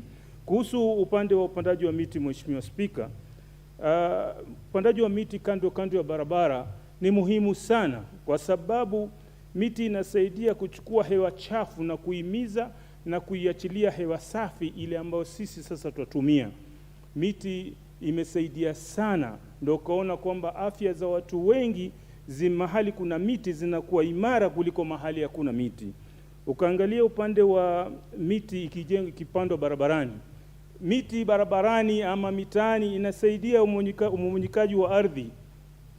Ukipanda miti hata wakati wa mvua mafuriko hakuna. Wakati miti hakuna na mafuriko yanakuwa makubwa na athari yake inakuwa ni kubwa zaidi. Kwa beautification ya miti, uzuri wake inafanya mahali kunapendeza. Wakati wa ukame kuna maua aina fulani inatoka, na wakati wa mvuli pia inatoka maua aina fulani na inatupa vivuli katika sehemu zile. Pia miti ni kitu muhimu sana kwa sababu kuna viumbe ambao wanalala kwenye miti ile. Kuna viumbe kama ndege ambao usiku wanakwenda pale, ndio sehemu zao, ndio nyumba zao. Kwa hivyo ni muhimu contractor yote anayejenga barabara lazima alazimishwe kwamba apande na miti, kwa sababu inasaidia watu wengi, binadamu na hata viumbe vingine ambavyo vinaishi katika miti hiyo. Kwa haya mengi, Mheshimiwa Spika, nishukuru na kuunga mkono hoja hii. Asante.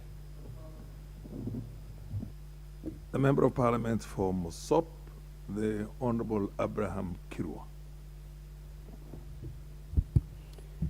Thank you, Mr. Speaker, for this opportunity that you've given me just to contribute, especially to this motion of tree planting along the roadside and road reserves. Mr. Speaker, knowing for sure the effects of climate change in this country, and Kenya has not really been spared, I am for the support of this motion by Honorable John Kiarie to plant trees along the roadside and road reserves, because for a while, we have continuously destroyed forests, and the forest has truly caused, by destroying the forest, has caused droughts, no rains, and the climate in Kenya has continued to change. Not only Kenya, even Africa as a whole. Kenya is now experiencing the worst drought in many, many years, in 40 years actually. We are losing animals in game reserves, families don't have enough food because of climate change. So the only option and the only opportunity we have as a nation is to continue to plant as many trees as possible. That will be the only way to help us to reduce the temperatures of the earth, and it will help us to continue to attract more rains, and that way we will continue now to just experience a greener nation. If we don't do this as a nation, because if you go to urban areas, we may not have enough places to grow or to plant the trees. But along the roads, along the road reserves, we will have an opportunity to actually cover most parts of this country. So for the opinion, as we also encourage to plant along the reserves, we also encourage the residents and the citizens of this country to actually take upon themselves to grow trees along their homes, in their farms, and wherever they can, so that we can actually reverse the damages that we've experienced as a nation. So I'm in support of this motion by Honorable Kiarie that we continue to plant trees along the roadside and along the road reserves. Thank you, Mr. Speaker. The Honorable Julius Sunkuli. Is the Honorable Julius Sunkuli in the House and interested in it? The Honorable Julius Sunkuli, eh? Oh, he's not there. The Honorable Member of Parliament for the Greater South, do you still intend to contribute on this motion? I notice you. Oh, it's your motion. It's your motion. Yes, yes, yes. Oh, great, great, great. John Carey. Is Samuel Atandi in the House? The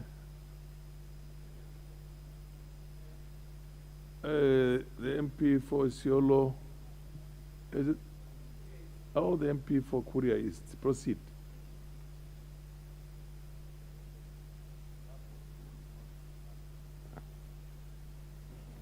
Mheshimiwa Spika, nichukue nafasi hii kukushukuru na vile vile pia kukupongeza kwa sababu tangia umekuwa kwenye kiti sijakuwa mbele yako. Mheshimiwa Spika, mswada huu ni mswada muhimu sana. Mswada ambao umekuja wakati ambao ni wa mwafaka.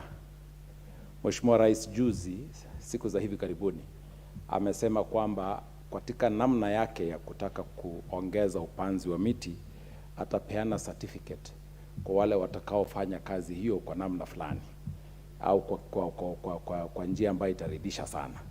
Hiyo yote ni nzuri sana. Na mimi ningependa kuongezea kwamba Mheshimiwa KJ, na nikushukuru sana kwa kuleta mswada huu, kwa sababu hela zinazopeanwa katika idara hiyo ya kulima barabara au kufanya maintenance au kuiboresha kwa namna yoyote ile ni hela nyingi sana. Na mara kwa mara ninajua kwamba huwa kuna ile sehemu au kitita ambacho kinawekwa kwenye kandarasi hiyo ili kwamba ikaweze kuenda katika kuzingatia mazingara. Lakini mara nyingi, Mheshimiwa Spika, watu wengi wanapuuzilia mbali mambo haya kwa sababu hakuna anayejali. Lakini tukiweka hii katika sheria iwe kwamba inazingatiwa kwamba kandarasi akipewa kazi tangia siku aliyeanza kazi siku ya kwanza, kwa sababu mipaka ya barabara sinajulikana, anaanza kwa kupanda miti.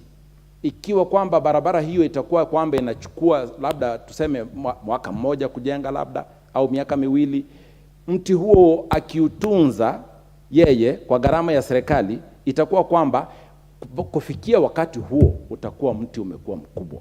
Kwa sababu exercise zingine zote ambazo zimewekwa pale mbele kwamba watu wapande miti, aidha kwa kupitia kwenye CDF, aidha kwa kupitia katika wizara, ni watu wanaenda kwa siku moja. Wakisha panda mti, wanaondoka, wanaacha wanyama wanakula miti ile. Inakuwa kwamba hakuna ufuatiliaji. Kwa hivyo Mheshimiwa Keje, niseme kwamba mswada huu umekuja wakati mzuri sana. Na kiangazi ambacho sasa hivi kinakumba nchi hii, hiyo yenyewe inaonyesha umuhimu wa kuweza kuchukua swala hili na kulivalia njuga na kuweza kuangalia kwamba tufanyeje ili jambo hili likaweza kufaidi watu wote. Mheshimiwa Spika, naomba nichukue dakika moja tu, niruhusu niweze kusema kwamba swala hili la CDF, Mheshimiwa Spika, na mimi sina vita vyovyote na wale ambao wanapata pato lao kwa kwenda kotini. Kuna watu wengi sana wamepitia fedha za CDF kusoma, wamepata elimu yao, wamekuwa ni mawakili, wamekuwa yani wamechukua wana nyadhifa za juu katika nchi hii. Lakini Mheshimiwa Spika, inasikitisha sana kwamba wakisha kupata wao faida kwa CDF kupitia kwa basari, Mheshimiwa Spika, sasa wanajiona kama kwamba wao sasa wametosheka, wamefika. Sasa wanaenda katika ile mkondo mwingine wa kuweza kutafuta utajiri kwa kwenda kotini, kusimamisha kila sehemu ambayo ingemfaidi mtoto maskini aweze na yeye kuwafikia na wao. Kwa hivyo Mheshimiwa Spika, ningependa kuachia hapa kwa kusema kwamba swala hili za NGCDF haliondoki. Ingependeza kama tungetafuta njia mbadala ya kuweza kuweka fund hii kwa sehemu ambaye haitakuja kuingiliwa tena na watu ambao wanaiona kama ni ya kuwatajirisha wabunge, na ile hali wabunge hao ndio wanaowasababisha hata na wao wakapata kulala usingizi mzuri, kwa sababu tusipopata sisi pesa ya kuwasaidia maskini, na wao pia hawatalala katika manyumba yao, kwa sababu watoto hao wasipoenda shule watageuka kuwa majambazi na italeta shida katika nchi hii. Na sasa hivi, Mheshimiwa Spika, tuna janga kubwa sana ambalo linahusu ukosefu wa usalama. Sasa Mheshimiwa Spika, ikiwa sasa hivi tunalia kuna ukosefu wa usalama, Nairobi hii haikaliki, alafu tunataka tuongezee kwa watoto wetu watoke shuleni kwa sababu hawawezi kulipa karo, alafu tunawaongezea katika mitaa. Mheshimiwa Spika, tupande miti, tulipie watoto wetu shule, CDF iendelee, tufanye maendeleo ya hayo wengine yote, nchi hii iweze kuwa bora. Asante sana Mheshimiwa Spika. The MP for Moiben, Phyllis Barto. Is it? Proceed, Madam Phyllis Barto. Thank you, Mr. Speaker, for giving me this opportunity to contribute to this motion on planting trees along our roads by J.K. Kiari.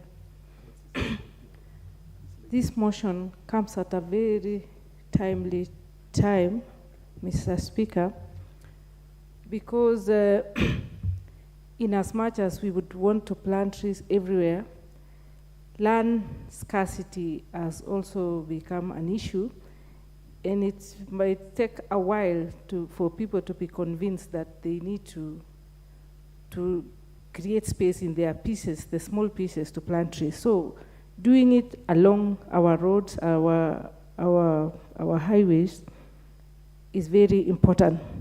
Mr. Speaker, in Moiben, we have started an initiative referred to as Adopt a Forest by every school in Kenya. And we are hoping that we are going to plan, at least every student, every teacher, to plant an indigenous tree and take care of it until it's mature. And that way, we will have several forests. We were looking at a scenario where in Moiben alone, we'll be having almost 1 million trees every year. And that one will go a long way to improve the environment, taking into account the importance of trees. It reminds me long time ago when we used to be told when we were young in school that when you cut one tree, you plant two. And the call for now to have these trees, I mean, to go, but what the motion which we are debating now is equivalent to going back to those good olden days when everywhere was a forest, until some time when, because of greed, because of not taking care of our forest, because of not looking at our environment, this is why we are fighting with climate change and the consequences which come with climate change. I would urge all the members of this House to rally behind and support this particular motion. We have a kitty in the NCDF on environment. I think it is not a matter of where will we get resources to do that. It is just the will for us to put it in practice, and we will have our highways, our roads looking very beautiful. We find that as you drive even along our highways currently, like even in Nairobi, we had been planting maybe flowers, which most of the time they were getting destroyed. I mean, we were just doing it for the sake of, it was just like an exercise in futility, because we have had many times flowers being planted, they have been destroyed, new leadership comes in, they decide we want to plant these trees, they do away with them, and so on. So it is a very good initiative. Some time back, when this highway, the express road was being done, there is a tree which sits in Westlands next to Naivas supermarket, the oldest tree I think, in Kenya. It was so scary that that tree was going to be brought down, but fortunately, the designers of the road decided to redirect it so that the tree would remain. We look forward to having many of those kind of trees along our highways. We cannot be able to give or to state the importance of trees, which we all know. I'm imagining if along all our highways we have trees, very, very beautiful trees, our environment will be good, and the benefits of those trees will be immeasurable. So, Mr. Speaker, sir, I don't want to say so much. I just wanted to say this is the way to go. We are not running, there is no shortage of seedlings to plant. I'm sure that the nation is ready. It will create jobs for the young people, for the youth, for women, for men. At least people will be having some activity to do and having some income to take home.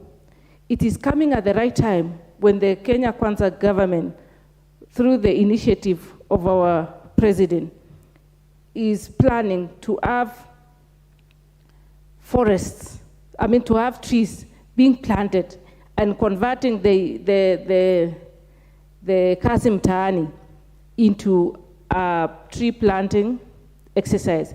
It's not just enough for those young people doing the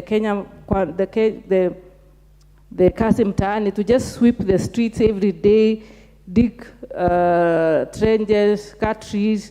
It will be very fruitful if indeed they'll be doing an exercise which is real, and they will be planting trees which will bring change in the livelihood of human beings, animals, and all other species who are on this earth.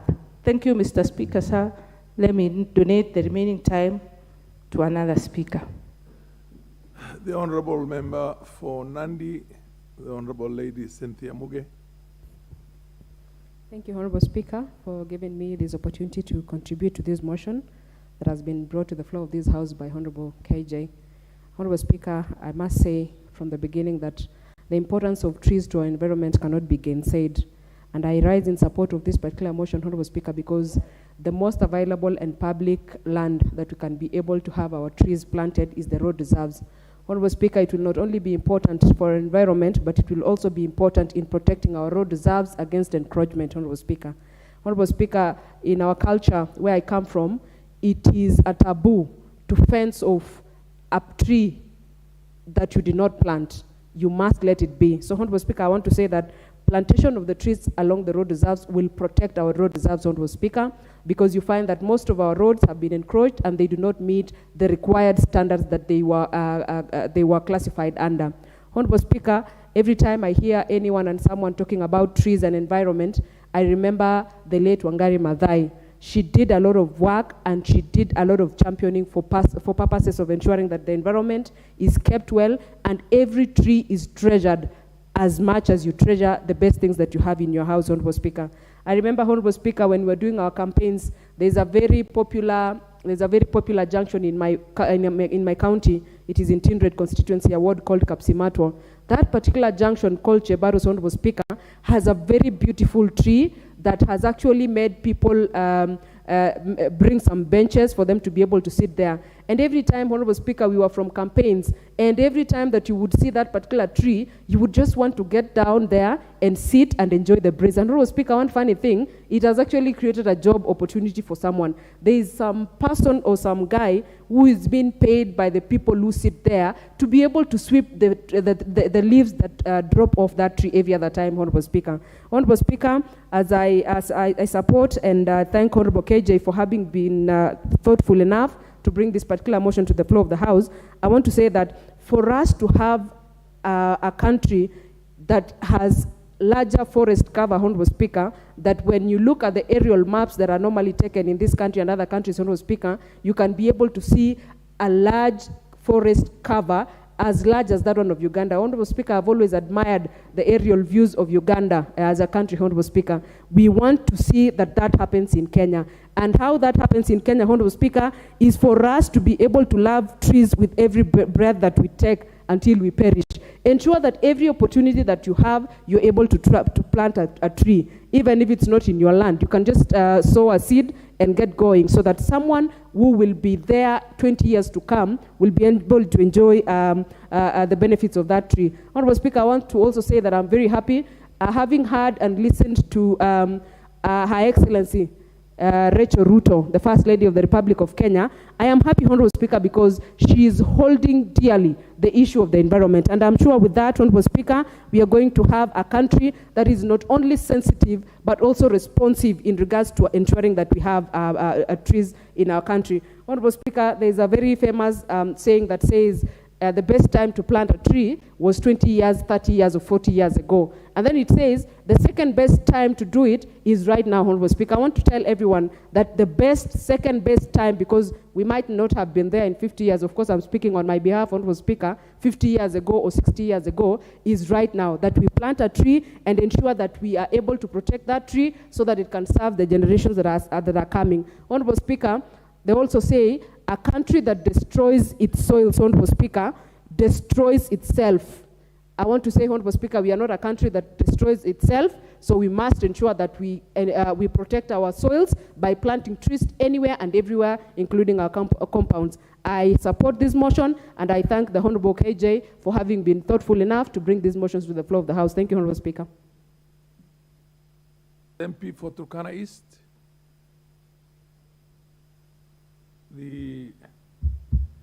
Thank you, Speaker, for giving me this chance to add my voice on this very important motion.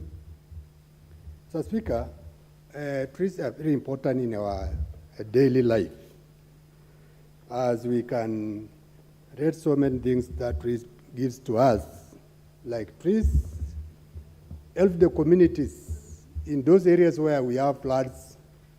So the time we plant trees, it protects soil erosion. And also the issue of wind. Trees act as windbreakers. In the other areas, when we talk of these planting trees along our roads, you know, before we create those roads, there were trees there before. So the time we create these roads, there is need for us to plant more trees to replace the trees which were cut for the roads to be built in those areas. So it is not something that we chance, but we need to do it, because there is also the saying which says, you cut one tree, you plant more. Trees also help our communities when it comes to the issue of food, those are fruits, and also honey. With trees, we can have bees, and from the flowers of those trees, the bees can manufacture honey for human beings. So trees are very important. Mr. Speaker, we can allow me also to say something on the NGCDF, because I was to contribute, but I did not get that chance. Mr. Speaker, I like to add my voice on this issue of CDF, whereby there are people who are just moving at the corridors of courts every day on this issue of CDF, in the sense that they are fighting the MPs, forgetting that they are fighting the Kenyans. Mr. Speaker, I just want to urge those people, ladies and guys who are just moving in the coast, to fight the MPs from the areas they come from. Let them come and we compete for these seats, but not to fight the CDF. CDF is for the common mwananchi. It is not meant for the MPs. The only thing we have in this position we have been given here by the wananchi in those areas. So the only thing they can fight with us is just to come and we compete, not to go there and do harm which they have done. As we talk in my own constituency, all the kids who are supposed to go to school, they are at home. And I don't believe if we can have some classes, let's say those who are in Form 1 now, they are at home. We are going to miss even some students in some forms. Some schools, they will close because now those kids, they will not do exam for them to be promoted to other classes.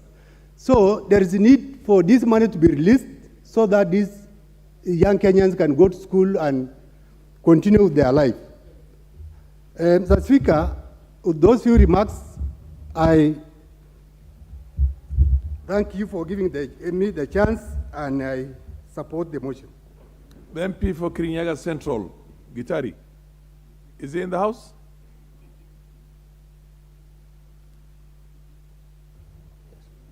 Thank you, Mr. Speaker, and thank you.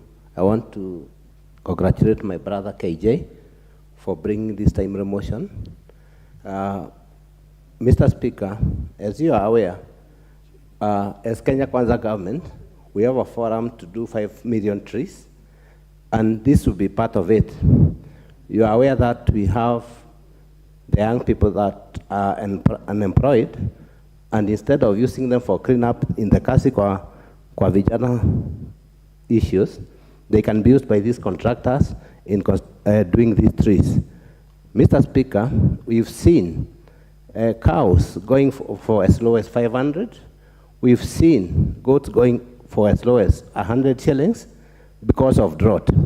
If we cover all our roads with trees when they are being constructed, Mr. Speaker, we will have a chance to attract rainfall, and we might get out of these droughts. Mr. Speaker, there is a debate on the climate change, and it's a serious debate, and we'll only succeed if we do this planting of trees on our road itself. Mr. Speaker, I'm one of the people who do designs of roads, and one of the biggest challenges we get is encroachment along our roads, because what the government did, they acquired, but they did not survey out and marking the head of road itself. Mr. Speaker, when these trees are done, they will assist in curbing these menace of encroachment of our roads. Mr. Speaker, if you drive in Kirinyaga Central, around our the only university we have, Kirinyaga University College, you'll see the beauty of having trees along the road. One time, I had a chance to go to the second president, Somat Kabarak, and you can see the beauty of trees along the road. So I want to say, Mr. Speaker, we want to encourage my brother and tell him after this, let's follow it so that we have a bill so that this one is actualized. Mr. Speaker, on the same note, I want to end the debate. I was in a forum whereby we've been informed that the NGCDF was knocked out by the court yesterday. So, Mr. Speaker, we have to stand up for our issues. And Mr. KJ, we should, I think in the motion, at a point when we are doing the bill, we should include all the roads. Those are the ones which are covered by Kenha, the others which are covered by Kura and Kera, so that all of them, even if we are doing Maram roads, we are sure that we do the trees. I support. The Honorable Caroline Ngeleche, you have only 5 minutes. And then after that, the mover will be asked to reply. Thank you, Honorable Speaker, for giving me this opportunity to contribute to this motion. First of all, let me appreciate Honorable John Kiarie, MP, for the motion. Honorable Mr. Speaker, I am a county MP for Elgeyo Marakwet, and Elgeyo Marakwet is the second county in Kenya with a forest cover of 37.6%, majorly indigenous trees. This issue of planting trees along the road, to me, in all the other parts of Kenya, is very important, Mr. Speaker. We are faced with the challenge of climate change, and we always educate people, and we always try to convince people to plant trees within their compounds. We convince people to plant trees in schools and other institutions. The government has land, unutilized land along the road, which is yet to be developed. Why can the trees be grown in those areas, whereas you know some of the land reserves, road reserves, might take long before they are developed, and I think it will be prudent and well in order if it can be utilized to grow the trees for the time being.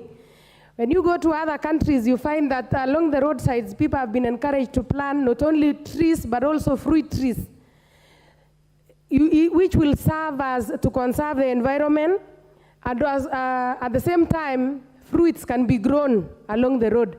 So, Mr. Speaker, I wish to support the motion, and I would wish if each and every part of the road, at least we get to have trees planted. Number two, Mr. Speaker, trees are windbreakers, and especially in arid and semi-arid lands.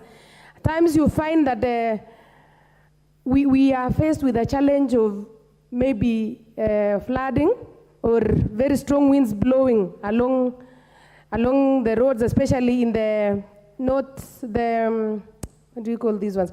The roads, the all-weather roads, which are not yet developed.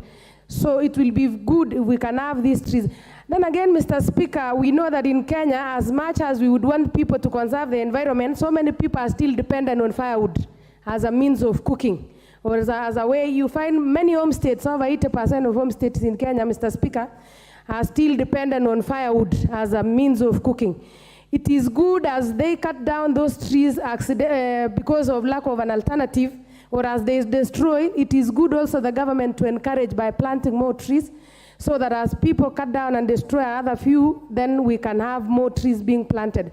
And we should also do that to give an example to young generation, that the government is also encouraging people to do planting of trees, not just telling individual people and private persons to do the planting of trees. The government should lead by example by allowing the bare land that is within them to do the tree planting. Thank you, Mr. Speaker. The Honorable Member for Ganze, please take exactly 3 minutes, and then followed by the Honorable Member for Kwanza, another 3 minutes, and the mover will reply. Okay. Proceed, Honorable Members. Thank you, Mr. Speaker, for giving me this opportunity. I also want to congratulate Honorable KJ for bringing up this motion to Parliament. It's a very timely one because, as you all know, Kenya at the moment is suffering from the vagaries of climate change. And one way to mitigate climate change is to make sure that we have enough tree cover in the country. We need to increase the forest cover so as to attract more rainfall to reduce the effects of the current drought. So this is a very timely motion, and I support the fact that we should embark on a drive to make sure that we plant trees in all the road reserves that we have in the country. And I want to commend the President for coming up with a plan of planting 5 billion trees in the next 5 years. And I think it is a good way to start with the available road reserve, but we should not stop there. I think this exercise should cover all public places that we have available, including public primary and secondary schools. Again, I would want to note that we have had road contractors who have really cut down trees, but they have not reinstated them. All the contractors are supposed to do what we call the environmental impact assessment, but most of them do these reports as a formality, but they don't go ahead to mitigate the effects of cutting down trees to implement the project.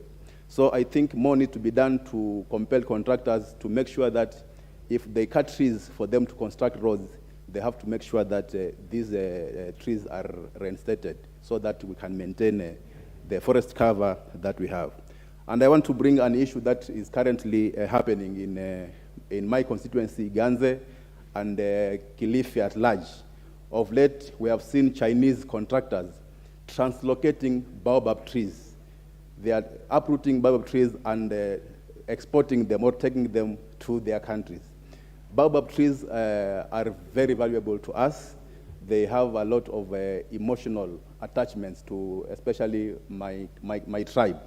And whatever is happening in Kilifi right now is not the right thing to do. So I want to urge the respective or the concerned government department, please, this is an act that needs to be stopped with immediate effect, because if it is not stopped, then in the near future, I think all the baobab trees in Kilifi are going to be taken to China. We are, as leaders, we want to make sure that we increase forest cover. So it's a pity to see some trees are being translocated now to foreign countries.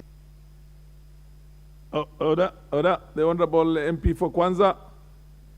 You have exactly 3 minutes, Honorable MP for Kwanza. I understand the Honorable KJ has decided to donate a few of his minutes to the gracious lady. Okay.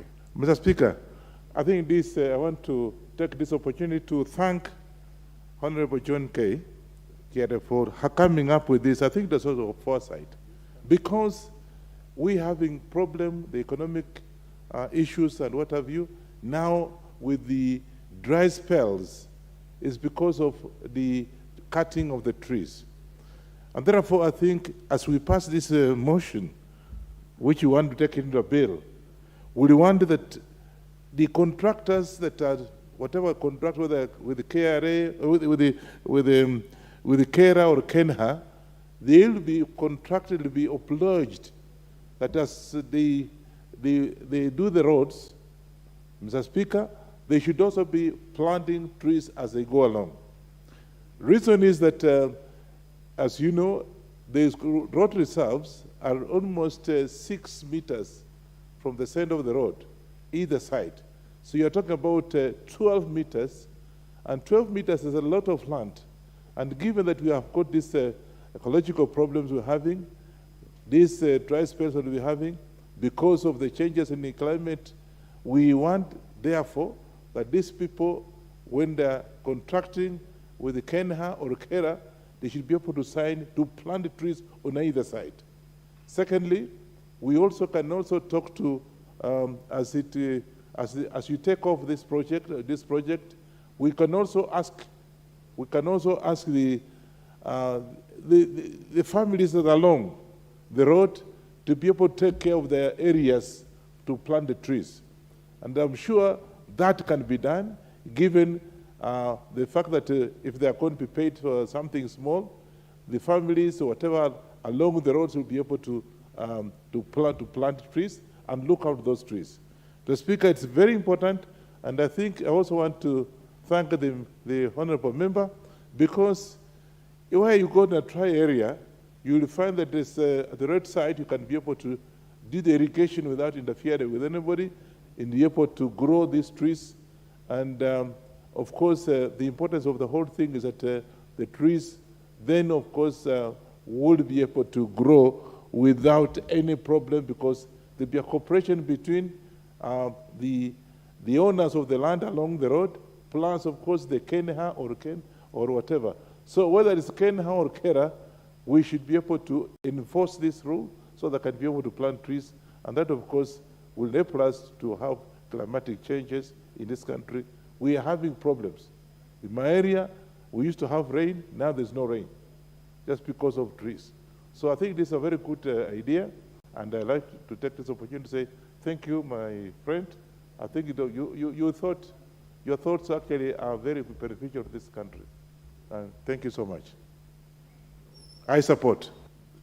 The Honorable Member of Parliament for Kajiado County, Honorable Leah, you have 2 minutes that were directed to you by the Honorable MP for the Greater South. Proceed. Behind you. Oh, okay, proceed. Yeah, thank you. Thank you, Mr. Speaker. I rise to support this motion by the Honorable Kiarie. This is actually very timely, and I support it fully. I support the motion not only to have our trees planted on the main road reserves, but throughout our counties to increase the tree cover and to curb the effects of climate change. Mr. Speaker, I also rise as I support this motion as I advocate for this motion and have trees planted to cover most of our vegetation. Mr. Speaker, I'm also very careful on the choice of the trees that we choose to plant on our vegetations. In the early 70s, Mr. Speaker, there was a tree species by the name popularly known as the Mathenge tree, which was introduced in Kenya from South Africa. The tree, Mr. Speaker, was to rehabilitate the arid and semi-arid areas due to its resilience, fast growth rate, and its many uses for fodder, honey production, shade, windbreaker, amongst others, Mr. Speaker. On establishment, Mr. Speaker, the tree aggressively evaded areas of indigenous vegetation and manifested negative impact on rural landscape, as well as on human and livestock health. I want to say, Mr. Speaker, that when we choose these trees, let us choose trees and do good research on whether the trees are resilient to drought. We should also look at the long-run impact on the trees, on the human and livestock. This tree has grossly affected my county, Kajiado County, especially the areas of Magadi and Kajiado Central, by aggressively affecting the vegetation. The tree grows along the roads, Mr. Speaker, sometimes evading into roadways, affecting the roadways and affecting paths, Mr. Speaker. I support this motion in totality, and I urge all of us that next time we have trees brought to us, we ask the authorities to kindly check on the background on the trees, so that as much as we get the positive impact from the trees, we also don't get the negative impact as much as we want to grow the vegetation for our counties. The Honorable Professor Nyikal, you also have 2 minutes donated to you by the MP for the Greater South. Thank you, Mr. Speaker, and thank you, Honorable Kiarie. Mr. Speaker, trees are the lungs of the earth.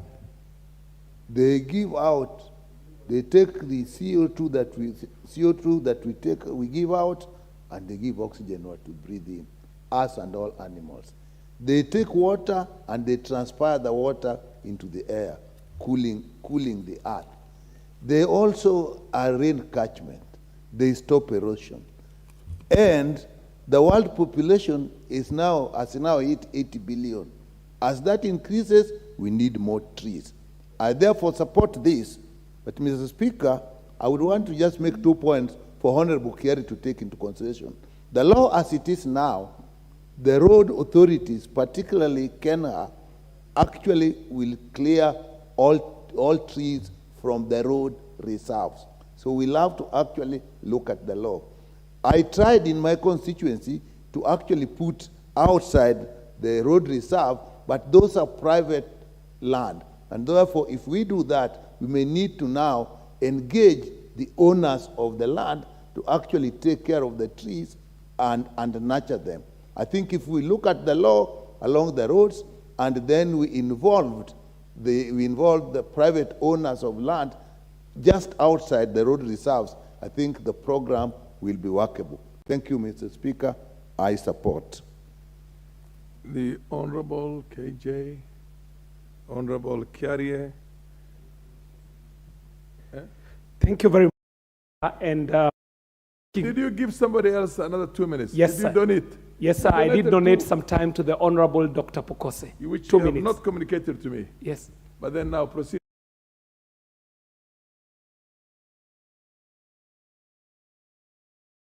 Donate another minute and a half to the Honorable Shakil Shabir. Fair enough. Fair And enough. a minute each to Honorable Ruto and Mheshimiwa, actually. Honorable Ruto, the MP4.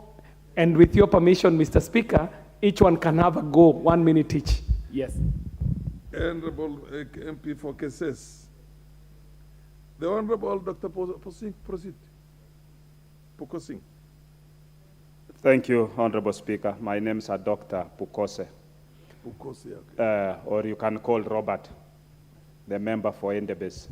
Honorable Speaker, this is a very good motion because we are saying we plant trees along the road reserves after the work has been done. I think it will be good if the designers can capture that because when you look at the forest cover in Kenya, we are talking of forest cover of about 6%.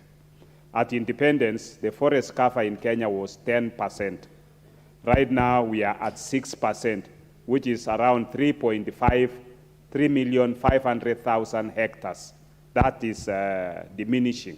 And if we continue like that, then we are heading in the wrong direction. So by introducing for us to make sure that along the road, we are able to plant trees, but it should be also in a planned manner, such that it is both for beautification and also for both environmental. And we should be able to decide what type of trees are planted along the road, because there are some trees that can also be hazardous. They can be a hazard to the traffic, such that if you have a tree that falls on the road, it can cause accidents. The trees also should be able to, we should also be able to look at the power lines so that we don't interfere with the power lines, because if a tree grows in such a way that interferes with the power lines, then we can have interruption of power. So with those few remarks, Honorable Speaker, I think it's a timely motion that we should make it into law, and it will be a very important step. Thank you. The MP for Keses, then followed by the MP for Kisumu. Thank you so much, Mr. Speaker, for this 1 minute been donated by my good friend, Honorable Kiarie. Mr. Speaker, the discussion about plantation of our trees along our road reserves is a timely discussion. In any case, not only in our road reserves, I would really propagate that we begin to think out of our box and look at all public institutions that we have. Because one public institution or asset is road reserves, we have hospitals, we have schools. We need to think around that place in the sense that we want to address and mitigate the challenges of climate change. As we talk now, we are addressing drought and the challenges brought out by drought. Now, we need to look forward. Where did the rain begin to hit us? Kenya, for the first time now, we are borrowing. We are asking for relief food, even to areas that were not experiencing challenges like before. And if we look at all this, it surrounds the challenges of climate change that we are now. So I want to support the motion, and by saying we need to ask all relevant ministries, including farmers. You know, I come from a farming area, and we have these terraces that are being advised by agricultural officers for the purpose of minimizing soil erosion and managing the drainage of water that are running along the shamba. We also want to design and look at KEFRI and all forest agencies, advise the farmers what kind of trees they can plant on the terraces that are friendly to the crops, and at the same time, we are achieving the desired tree coverage in our Kenya and managing our environment and looking at the challenges that the future generation are going to face. Thank you so much. Let me donate a few seconds to my immediate person who has been mentioned. Thank you so much. You have been donated and you donate again. Order, order, order. I stand guided. I stand guided. Order, Honorable Member. Yeah, the Honorable Shakil Shabil, you also have 2 minutes, exactly 2 minutes. Anybody who wants to be donated something.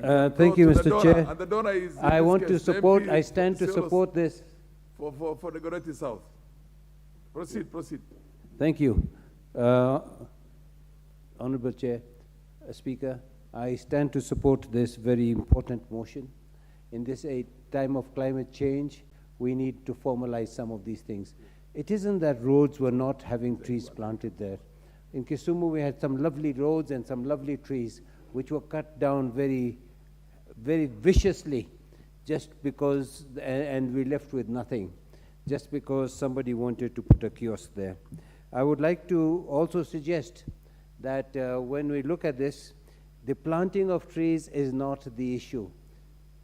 Trees are planted, but they does not germinate because they don't look after it. So I'll be looking to, when the motion is coming up, the bill is coming up, we'll look to see how to amend it, not only to say plant the trees, but put the obligation on the person on the road that they must look after those trees, maybe the contractor or whoever has handed over by law.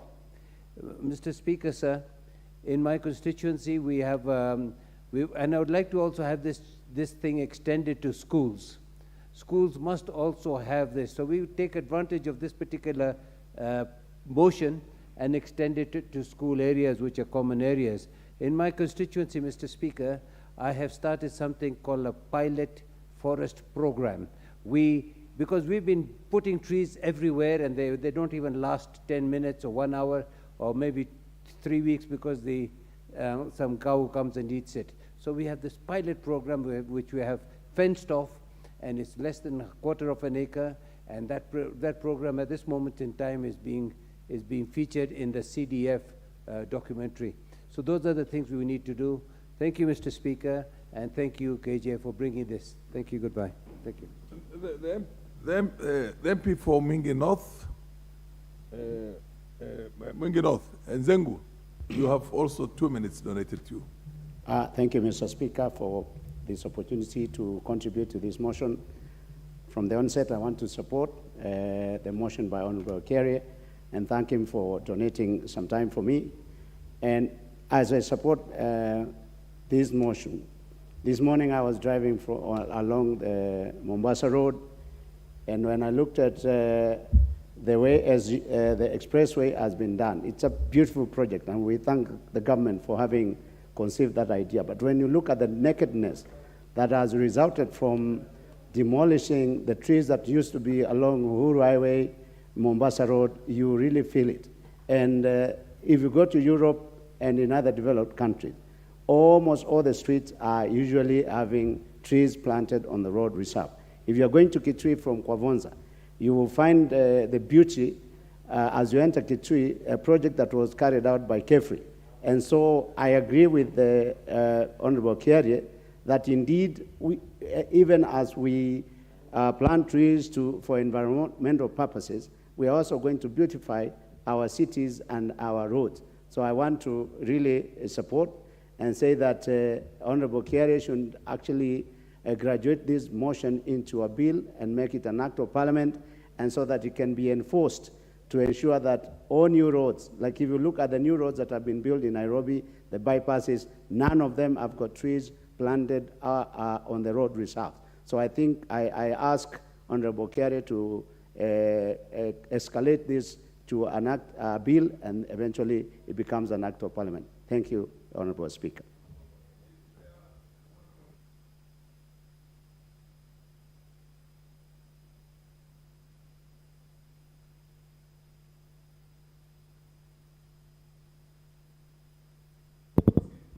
Thank you very much, Mr. Speaker. Thank you very much, Mr. Speaker. I rise also to support this motion by Honorable KJ, because, Mr. Speaker, as a way of maintaining our environment, tree planting is very, very key. Mr. Speaker, this tree planting along the roads is not only beautification. It does not only help in beautification, but also it helps in improving environment conservation, Mr. Speaker. Mr. Speaker, this will go a long way in the rallying call raised by our president that we need to plant 5 billion trees, Mr. Speaker. Mr. Speaker, measures should be put in place to ensure that any other development along the road does not come to interfere with trees that we plant. Mr. Speaker, when you look at Nairobi city today, Nairobi is very beautiful because of past leadership. The mayor for Nairobi those days decided to put the plant trees along the roads along within the city, and that is why we have a beautiful city along in this region, Mr. Speaker. Mr. Speaker, I want to congratulate KJ, because when you look at many cities in our county, many towns in our country, Mr. Speaker, the buildings are good, but the surrounding environment does not look pleasant, Mr. Speaker. So I support this motion so that going forward, we have a beautiful country surrounded by trees, and that will make our environment good. Thank you very much for this opportunity, and we will support this thing going forward. Thank you, Mr. Speaker. The Honorable Naomi Wako, MP for Marsabit, has also been donated 2 minutes. What's your point of order? Okay, proceed. Thank you, Mr. Speaker, sir. I want to join my colleagues, honorable members, by supporting this motion, this very important motion and very relevant. Mr. Speaker, sir, as a country, we are going through a very serious drought, which is as a result of deforestation in our counties. And I support this and encourage in every citizen, we plant trees in every school, and every function that we have as leaders, let us encourage tree planting along the roads and make sure that we also protect. Mr. Speaker, when we do this, we will not only beautify the area, but we will also take care of our health, we will also take care of the environment, and that in turn will help this country to come up with healthy citizens. And we will also be able to show our children some responsibility, because it is our responsibility to take care of our environment, and by planting trees, by taking care of the trees, then we will be coming up with more responsible citizens who will be answerable for the surroundings, and it is my prayer that this will be effected soon. I support the motion, and thank you. MP for Kajiado, the Honorable Ngogoyo. Proceed. You have 2 minutes. Yeah, thank you. And then you realize, the Honorable KJ, you're only left with 4 minutes. You have donated everything. 6 minutes. Oh, proceed. Yeah. Thank you, Mr. Speaker. We appreciate the honorable member's generosity. It will always come his way. Thank you, Mr. Speaker. I'm Ngogoyo Nesmas, Member of Parliament for Kajiado North. I rise also to support the motion and thank the honorable member, KJ, for bringing this very important motion. Mr. Speaker, you realize planting of trees is not just because we need more trees. Increasing forest cover, it's about the oxygen we breathe. It's about holding the soil on the ground. It's about, Mr. Speaker, the future. We need to make this issue of tree planting a culture. And how we do it, Mr. Speaker, is by taking very simple steps and not magic. I therefore wish to support the motion and thank the Honorable KJ, because even as the contractors that are being contracted by different entities, county government, national governments, once we begin planting trees, this, Mr. Speaker, in a very, very big way, especially in regions that we come from, like Kajiado North, Mr. Speaker, will increase the number of trees we are planting. And not only that, Mr. Speaker, we will have people to nurture these trees so that eventually we will have increased our forest cover. In the rallying call of His Excellency the President, he said he wants to do 5 billion trees. This is one way of, in a simple way, increasing the forest cover, which eventually, Mr. Speaker, in our future, we will have protected the generations to come. And like Wangare Maathai said, if we don't take care of Mother Nature will also retreat and not take care of us. Therefore, we wish to support the motion and thank the honorable member for giving me his time so that I may contribute to this very important motion, Mr. Speaker. Thank you. The honorable member for the Goreti South, you realize you only had 10 minutes for the reply, and it's like you've almost exhausted all of it, but the chair will use his own discretion because of the seriousness of the matter before us and the national interest. You have 6 minutes. What's your point of order, the Honorable Member of Parliament for Kuria? For Nakuru. Nakuru Town. Nakuru Town, proceed. Honorable Speaker, I wish to request you you exercise Standing Order number 1. Honorable Speaker, I'm the Chair of Environment, Forestry and Mining. And I would feel very bad if this thing just went without me giving a word. So I wish to indulge you to just give me just a minute. Standing Order number 1. One stipulates that anything not provided, then the chair can use a discretion. This is already provided. But given the fact that you come from a serious committee that concerns with this very serious issue before us, I'll give you exactly 3 minutes to say what you have to say. Thank you, Honorable Speaker, and how I wish, but hopefully we'll be here next time, and you will be the substantive speaker, and I'll be able to vote for you. Honorable Speaker, I want to thank my dear brother, KJ, for the motion that he's brought, a very timely motion. And Honorable Speaker, the whole world now is talking about climate change. And part of that is the global warming and the effect of trees. And what Honorable KJ is coming up, and I want to concur with a few of my colleagues, I heard them saying, it is not only supposed to be a motion, Honorable Speaker, it is supposed to to escalate to a bill. In other aspects of, say, like the building code and other building acts, at some point we were discussing that it's also important a certain number of trees, even if you don't have a space in where you're putting up your house or the road where you can be allocated a place in the forest department, by the forest department, in our forest for you to be able to do that. And I think it is important for us to think as a country that much as we are trying to address the issue of climate change and global warming, planting of trees is a key. We will escalate as a committee also, even at the school level. As much as at the school level, we encourage students to start taking up as a subject so that we can. And lastly, Honorable Speaker, is the importance of taking care of forest fires. We plant trees. They take years for them to be able to grow. And then just maybe a person taking a cigarette or somebody, malice, goes and puts fire in our forest. Again, we need to look into the aspect on how we can be able to protect our forest in the sense of reducing the incidences of forest fire that consume a huge population of our trees. So I want to thank my dear brother, and pongezi sana for the good work you're doing. He's from an urban area, and in an urban area, you expect not so many trees, but he has taken upon his responsibility to be able, and you are a good example for the young people who are in this parliament under the age of 35. I think this is his fourth motion in less than 2 months, and he's a good example of the young people. I hope the other young people will be learning from what KJ is doing and be able to address and represent the younger people in this room. Asante sana, Honorable Speaker.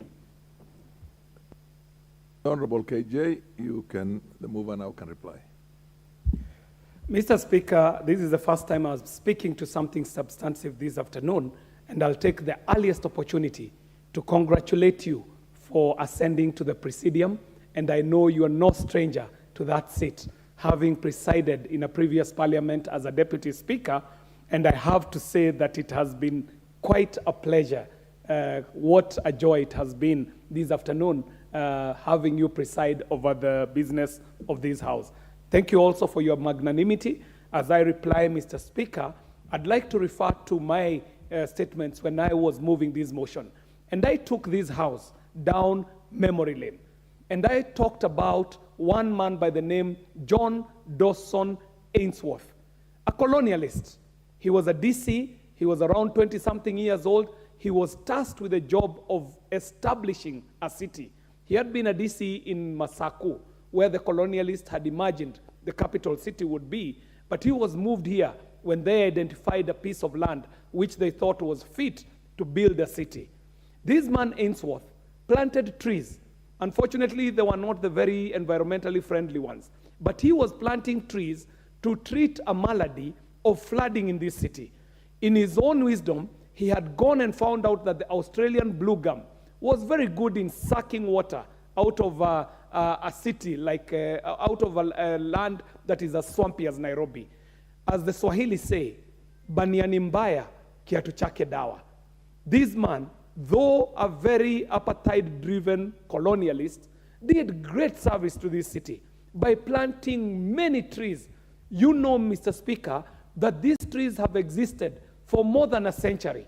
It is us, in our own wisdom or lack of it, that have come to cut down the trees that were planted by John Dawson Ainsworth. But I won't celebrate him as much as I will celebrate a man by the name John Gakuo. John Gakuo was a committed, selfless civil servant. Unfortunately, someone has said, it was Lee Kuan Yew who wrote in his book, that the tragedy of Africa is that we kill our best. The Honorable John Gakuo died in prison, crying to be taken to hospital just to get some medical attention. One of our finest civil servants, one of our best city clerks in this city died, but we remember him for the greening and the cleaning of this city. Mr. Speaker, it was Yellow Taxi featuring Vanessa Carlton that sang that they took all the trees and put them in a museum, and they charged $1.50 for people to see them. And they were mourning and saying, don't it all seem to go that we do not know what we have till it's gone? Mr. Speaker, we are mourning the drying of our city, the drying of our country, the effects of climate change because of the trees that we are cutting down. So, Mr. Speaker, I'm bringing this motion at a time when the president is committing to this country planting 5 billion trees in 5 years. But, Mr. Speaker, if you go to places like Kiambu, places like Kisii, you will see that the shambas are the size of a handkerchief, Mr. Speaker. People cannot afford land for their cultivation, land for tree planting, and even for burying their dead, Mr. Speaker.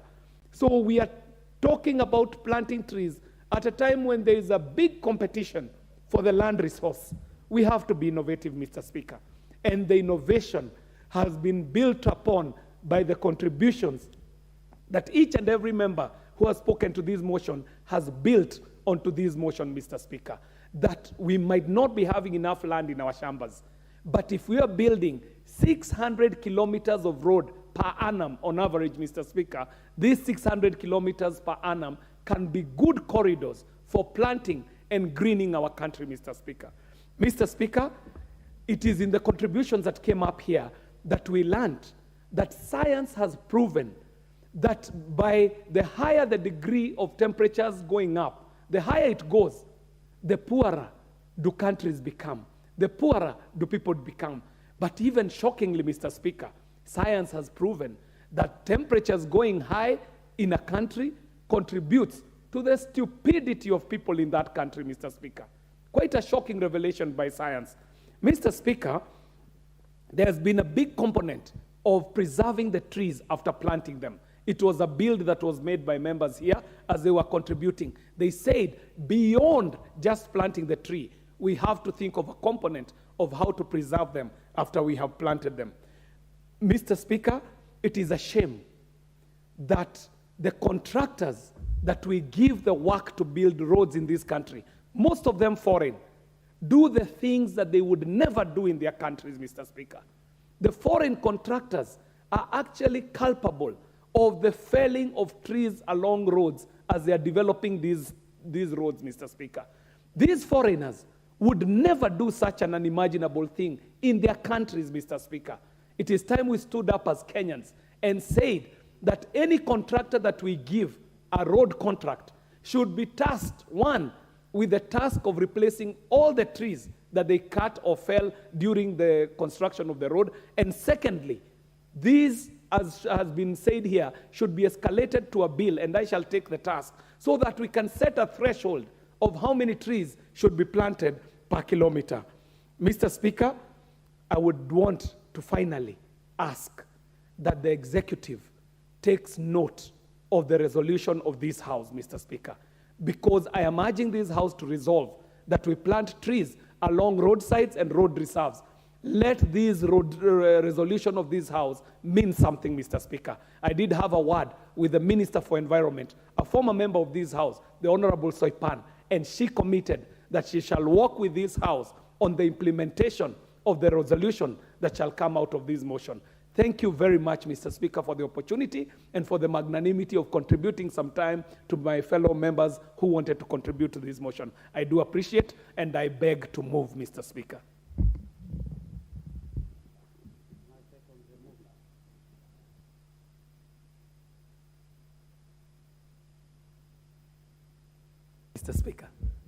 Mr. Speaker, I beg to reply.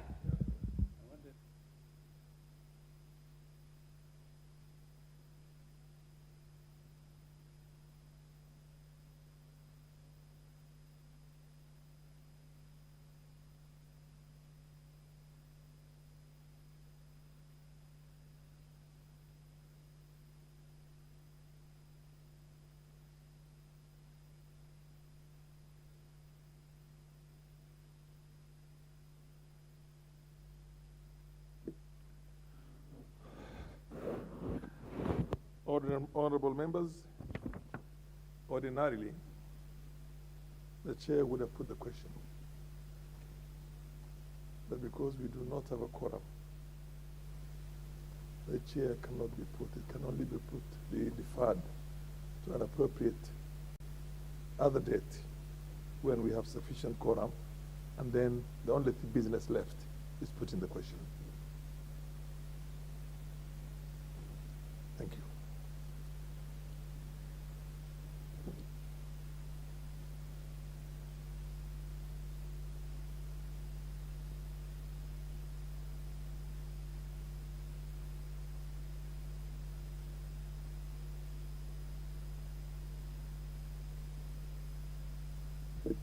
Honorable members, the next order.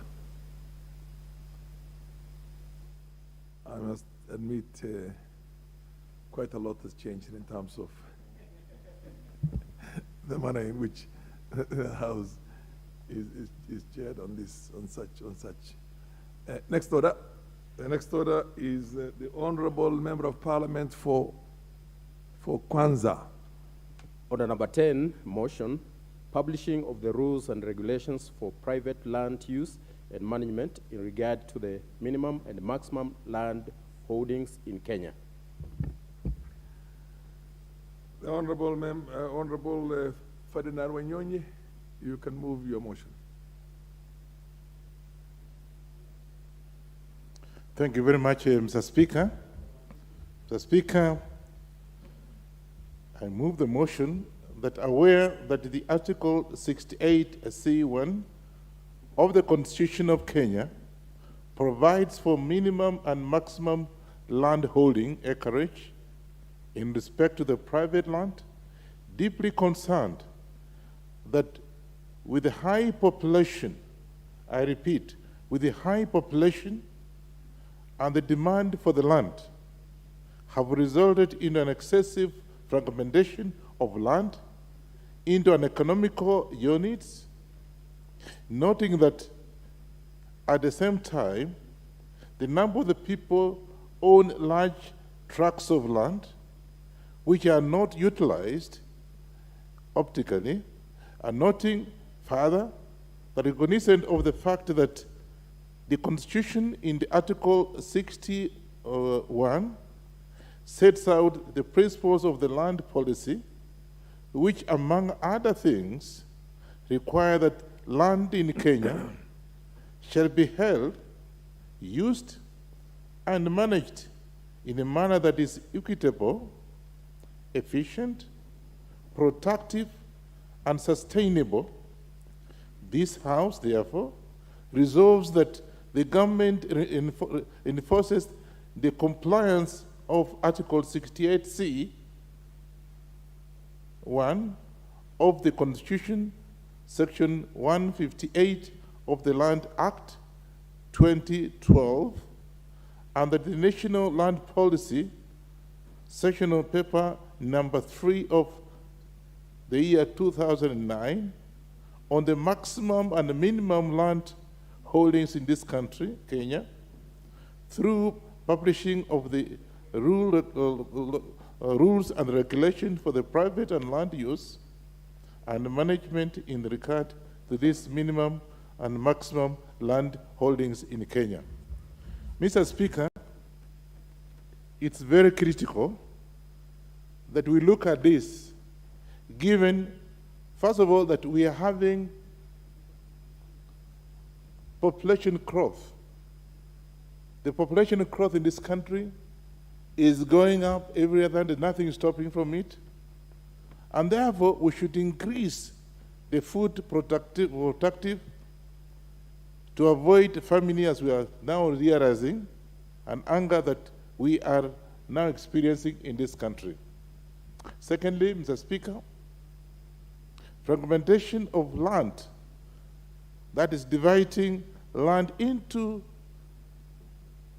an economic unit, small little land, thereby reducing cultivative land. That is, if you have like three children or 3 sons, what have you, you divide a small piece of land, giving the firstborn, secondborn, what have you. That again is you actually interfering with productive land. Therefore, this should stop otherwise, as we are doing now, and I can see this all over the country, particularly in my area, which is supposed to have been a settlement area, Mr. Speaker. People are now dividing land depending on how big the family is. Those who have got 2, 3 wives will divide that productive land. And I can tell you, Mr. Speaker, that that land is becoming smaller and smaller and smaller. 20 years to come will be required, will be asked what happened to your generation. And therefore, because of that, again, that observation is very, very important, because otherwise we actually are shooting ourselves in the feet. Some of the families, as you know, and I think you don't have to name names, Mr. Speaker, they are wealthy, they buy a lot of land. Others have acquired that land because of clanism or whatever, or bought a lot of land. And therefore, Mr. Speaker, you'll find somebody has bought a lot of land, and I want to say, I witnessed that in Trans Nzoia. There's also parts of it in, what do you call it, like Kipia. I saw that Kipia. I saw also in Taita Taveta area. Large families, some families buy land, and you look at it, the usage is not as expected, Mr. Speaker. So they buy land, either acquired or whatever, they bought the land. And Mr. Speaker, you'll find that they don't utilize it to what you expect them to do. And therefore, Mr. Speaker, we find that it is even necessary, and I'm just thinking about it, I'm thinking aloud, you have, say, 500 acres of land, and you don't use that piece of land. You only use maybe 100 acres, and the other acre is just there, lying fallow, for the animals to graze in, what have you, and it's supposed to have been used as a cultivated area. I've seen that in, for example, in ADC, in Trans Nzoia, and then I've got my colleague here from there will confirm that that land is just sitting there doing nothing. And so you'll find that that kind of person leaves that land idle, and there's nothing you can do. And so therefore we are saying the government should be able to levy that particular land, pay tax on the land that has not been used. That again, I'll leave that to the Ministry of Lands. And so that again is an issue. We have now institutions such as schools and colleges, what have you. We are saying that now, instead of now expanding horizontally, they should now expand vertically, because land that's supposed to be used is now being, they just carry it around and there's nothing. I went to some place and I saw 13 acres of land for the institution, and only 1 acre is used. The rest is just lying fallow. So again, that land should be used to do production. So we have now going up instead of building horizontally, Mr. Speaker, so that it can be able to have land used, even if it means planting vegetables, what have you, even if it means planting beans or potatoes. At least that to be able to help this country. And so we have therefore a lot of problems, and Mr. Speaker, how I came up with this is supposed to be a bill, a motion that was supposed to have been in 12th Parliament, but I think it was taken, we didn't have time in 12th Parliament. I had a chance to go to South Africa, Mr. Speaker, and I saw in South Africa what they are doing is that the families live in clusters. They live in clusters and leave the rest of the land. Even if you have 4 or 5 children, you have your area, maybe 2 acres, 1 acre, you build it up there, you stay there with the children, and the rest of it is left for cultivation. And that's what we are doing, because there's now a lot of competition. We're having now farming today. You ask yourself, why do we have farming in Kenya, of all the places? And the land is there. It's because we haven't used the land very well. And therefore, I've come up with this motion so that eventually it may become into a bill, so that can be able to get the government get involved in the whole thing, and to making sure that the land is used productively.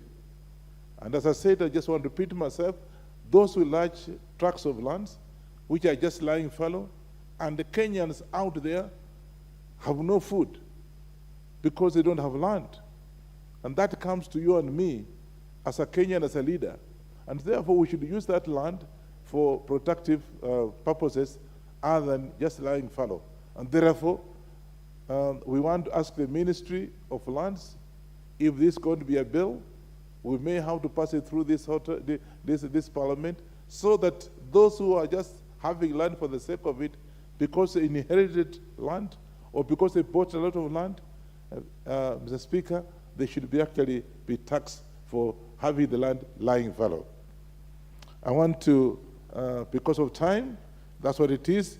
I want, therefore, to take this opportunity to ask this House to support this motion, because it's very important. Today, we should be able to look at what is happening, what will be happening 20 years to come. With those few remarks, I want to ask my colleague, Honorable Robert Pokose, to second. Thank you. You beg to move first, and then... I beg to move and ask Honorable Dr. to move, to support, to second. To second. Thank you. Proceed, Dr. Bukose. Thank you, Honorable Speaker, and thank you, my neighbor, the Honorable Ferdinand Wanyonyi, aka Makufuli, for this important motion. Honorable Speaker, on the onset, this constitutional amendment, I think it was informed by several factors. One is that when you move along the roads, especially in places such places like Rironi, such places along the railways, you'll find that many people are struggling to plow along the railway line. Yet when you go deeper inside, you find that there is a lot of idle land that no activity is being done.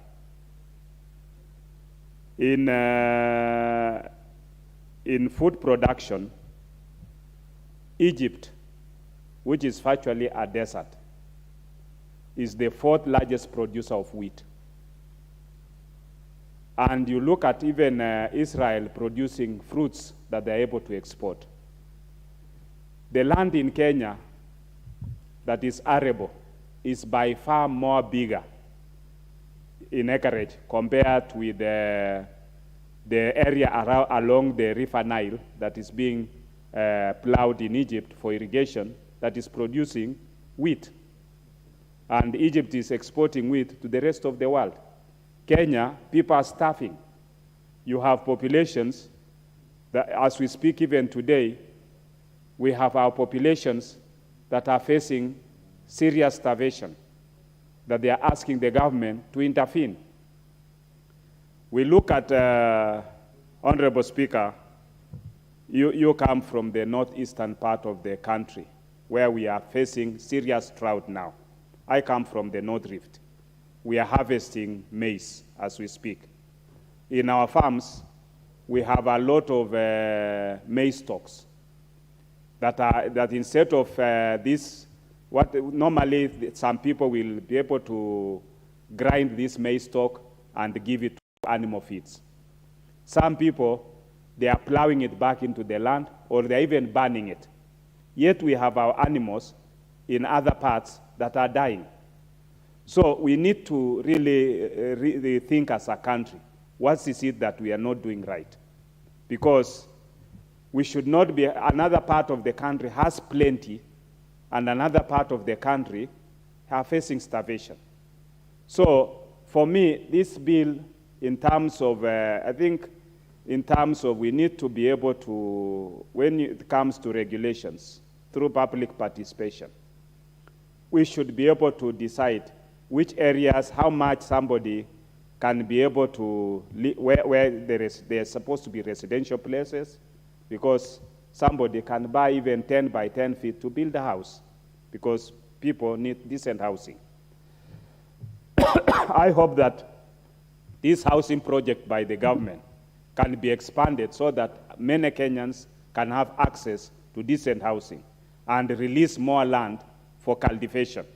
But of more importance is for us to be able to look at idle land, which is lying within the country, that is not being utilized, yet it is within very arable areas, that we can be able to, either the owners can be made to pay taxation, or they should be able to release that free land to those who can be able to use, even at a certain fee, so that we can be able to be food sufficient as a country, we can be able to take care of our own needs, and be able to address the issue of food safety.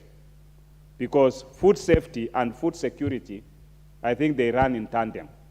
And therefore, this bill by the Honorable Ferdinand Wanyonyi, this motion will require a formulation of both regulations and both the law that can go through public participation, and let Kenyans have candid discussions on how they want to move as a country, so that we are able to organize ourselves in terms of housing, in terms of agriculture, so that we have enough food for our people and enough even food for export. With those few remarks, Honorable Speaker, I support.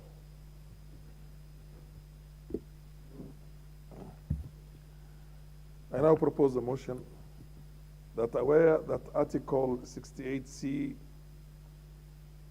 1 Roman of the Constitution of Kenya provides for minimum and maximum land holding acreages in respect to private land, deeply concerned that with high population growth and the demand for land have resulted in excessive fragmentation of land into uneconomic units, noting that at the same time a number of people own large tracts of land which are not utilized optimally. Noting further that cognizant of the fact that the Constitution in Article 60, Subarticle 1 sets out the principles of land policy, which among other things requires that land in Kenya shall be held, used, and managed in a manner that is equitable, efficient, productive, and sustainable.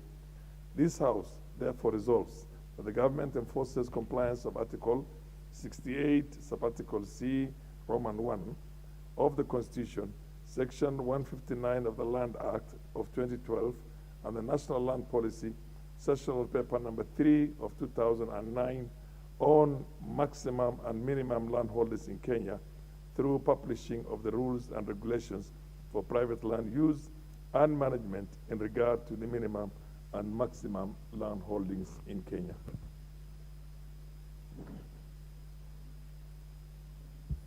The debate is now open. The Honorable Omboko Milemba. Thank you, Honorable Speaker, for this chance. And congratulations for the order you've brought in the House. Honorable Speaker, land ownership in Kenya and the world all over is a story that develops itself, and that old story may inform also our contributions on this particular motion. That actually originally the land ownership was defined by the first occupancy theory. This was based on the fact that those who occupy land first owned that particular land. The Kenyan situation is the same, because several tribes that occupied different areas were able to settle in those areas, and that became their land. So then, the Kenyan situation changes with colonization or the coming of the foreigners to this country. The first team to arrive was made up of the Arabs, the Persians, and that history goes on, and therefore they alienated part of the coastal land for their use. But I think when the Portuguese did arrive, they also did alienate a lot of land. But the worst injustices, Honorable Speaker, were then done by the British colonizers, who set in with what was called the land ordinances, beginning with the ones of 1894, coming to 1902. I think the most popularized is the 1915 one, which alienated the Maasai land and so on and so forth. I am coming close, Honorable Speaker, to the issue of land subdivision. So therefore, the Africans who originally would occupy any area and fight among each other for land occupation were now restricted to certain areas. And that set in the issue of land subdivision, which has continued. For those communities living in Western Kenya, where I come from, like Vihiga, and all the way to Kisii, where we have a lot of population, and even to where the two mover and second of the motion Kitale areas are, and even Luoland, the population is very high and the land is very small. So that then raises the question of actually implementing the constitutional requirement that a minimum or an optimum minimum be required for the land that can be owned, and even a maximum one. And therefore, this motion is relevant. But for me, this motion allows us a chance, therefore, to actually look in the land policy issue currently as put by the Constitution of Kenya 2010 in its Article 40, which guarantees ownership of private land by any person, and is only limited by Article 65, which restricts maybe certain foreigners from owning land, and if they were to own it, they would own it on a lease of 99 years and thereof. And therefore, given the current circumstances where this country is reeling from hunger and starvation, and that agriculture becomes the core business, and I like the Kenya Kwanza policy, which now fronts agriculture as the core issue which must be undertaken to solve the issue of food in this country, then this motion becomes relevant. But as it becomes relevant, Honorable Speaker, it is important to address the issues of those small land owners who will then have to surrender their land in order for us to provide space for agrarian land. But I'm happy there's certain mitigations that can be undertaken. Honorable Speaker, why do people subdivide land into small pieces? Most of them do that in order to give a share to family members, and this is customary, Honorable Speaker. Others do it to give out land as gifts, while others sell it for profits. But others may even, private developers may subdivide land for the sake of value to sell it to other people. But I want to capture the first reason, to share it among the family as a matter of customary inheritance from the forefather to the father, and then father to son. This will have to be addressed so that the government can spare money, if there is such a fund, so that this land is bought from those families who will be paving way for land to get arable, for it to be farmed. And then we resettle them through the good program that now the current government is carrying out on a housing scheme, which will actually guarantee every Kenyan a proper and decent housing for himself. If that happens, which is very good, like the mover did indicate in South Africa, then this will provide also a forum and easy means to make these many families who are clustered in the same place to access the social and other services they require, like water, electricity, and many other social services, even gas, which can be provided if families are living in the same place. But, Honorable Speaker, The big question is the arable land that is lying idle, and which is larger than the small lands that we could be targeting. The truth is that majority of the people with small lands are tilling it even 3 or 4 times a year, like in Western where I come from. We till land 4 times. There is the first digging, as we call it in local English, the second one, and even the third one. And therefore, it is fully utilized. The real challenge are the owners of the big chunks, whereas the mover was fearful to name them, but they are named everywhere. And you will notice that it's unfortunate that the political leaders are the ones who also own much land, with exception only number 5, who is a lady by the name Miceless Lie.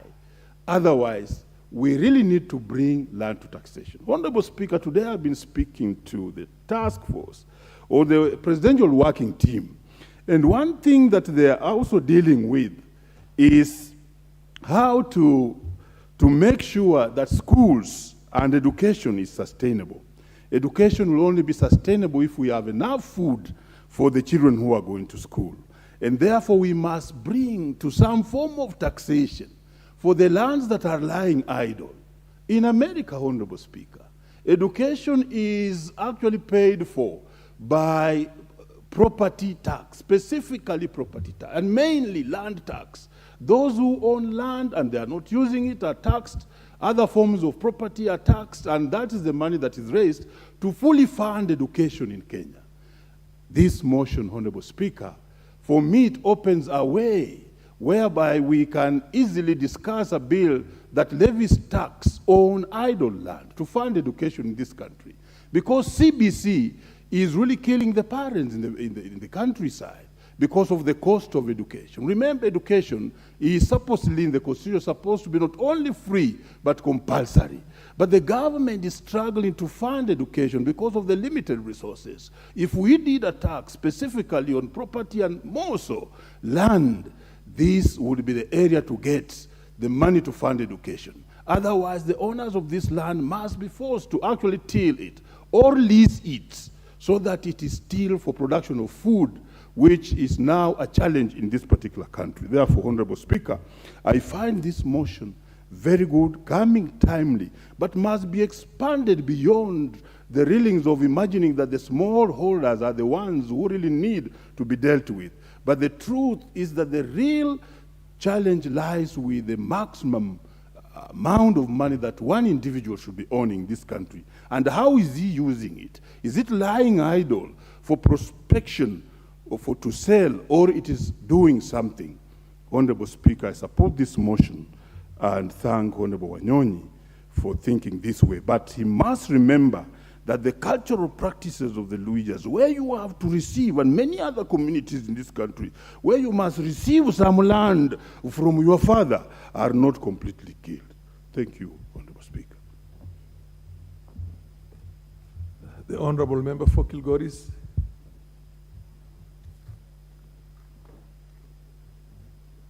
Mr. Speaker, I want to thank you for this opportunity.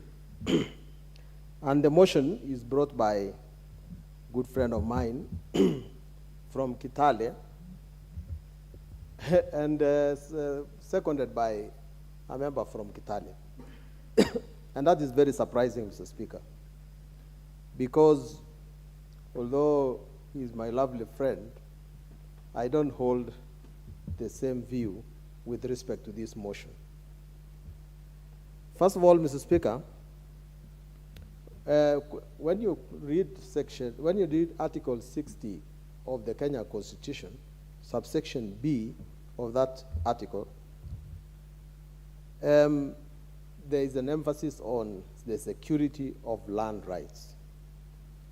And Mr. Speaker, you will remember yourself that some years back, the Honorable Elijah Mwangale, coming from more or less the same area as the Honorable Mover, brought up this issue at a forum and used this title, which really I find difficult to understand, of idle land. Mr. Speaker, land use is more the issue. Although the member who spoke last said that the elephant in the room is not fragmentation of the land, but rather the large landowners, I would like to submit that the problem with the land in Kenya is that we are subdividing it. And if you go to the farms in Kitale, the smallholder hand-to-mouth farmers earn less than the people who have large tracts of land. And in the People's Republic of China, where I stayed and worked for 5 years, the big tracts of land in Harbin and in other areas are the ones that feed the country. We should not fall into this temptation of thinking that because some people are landless, that the cure for this is to subdivide the land. In fact, subdivision of land will reduce productivity of that land. And one thing we should disabuse ourselves, Mr. Speaker, there is never going to be a time when everybody in Kenya is going to own land. And the sooner we come out of that belief that people should own land, the better. Because we are multiplying and the land is not multiplying. And we fall into this temptation of subdividing our land, it is not going to be viable in the long run. The second issue here, Mr. Speaker, coming from an area that is pastoralist, and on behalf of many pastoralists, I would like to say there is no such concept as idle land. You see, Mr. Speaker, if I have my 100 cows and somebody is taking a trip maybe to Masai Mara, and he looks at my land because my cows are grazing at another corner, and he calls my land idle land, without knowing that tomorrow that is where my cows will be grazing. It is a question of how do we use land. Our lands in Masai land, in Somaliland, in Somaliland, but among the Somali and in Samburu and wherever they are pastoralists, Tana River, should not be classified as idle land. And I know that the members from particular areas of Kenya have pressure. They don't know, they cannot see the future. But I can tell you, I've seen the way the Kisii people have reacted to land pressure. When you compare the economy of the Kisii people and the economy of the Maasai people who have a lot of land and the Kisii don't have, the economy of the Kisii is stronger because they have since moved on to try and find other ways of running their economy. They are not sitting down salivating on the Maasai land. And I think that those communities that are facing pressure on land should actually be more innovative and show their people how else to make money. They are never going to get land because the land belongs to other people. And I want to revisit this issue. Mr. Speaker, we are one Republic of Kenya. We are, I agree. But you see, everybody has his corner in the end.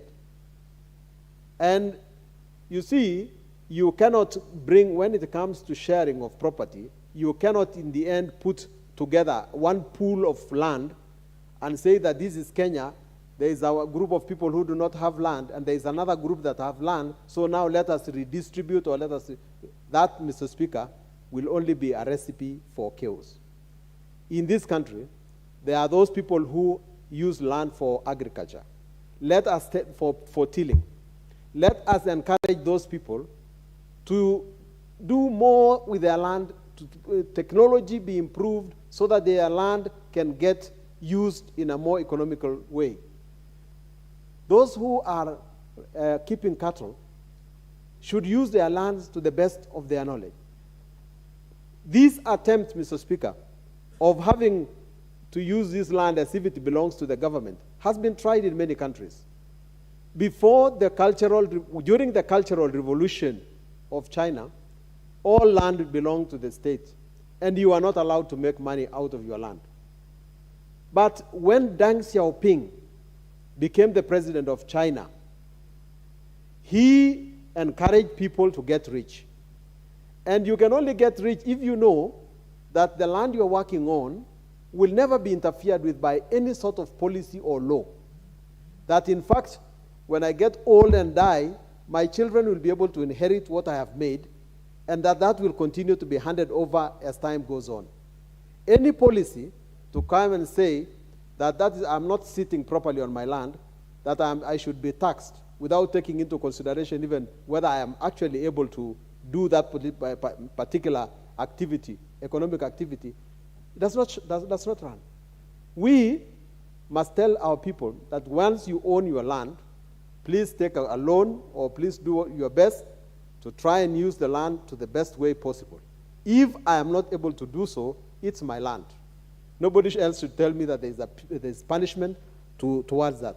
Why was Kenya doing very well during the Cold War?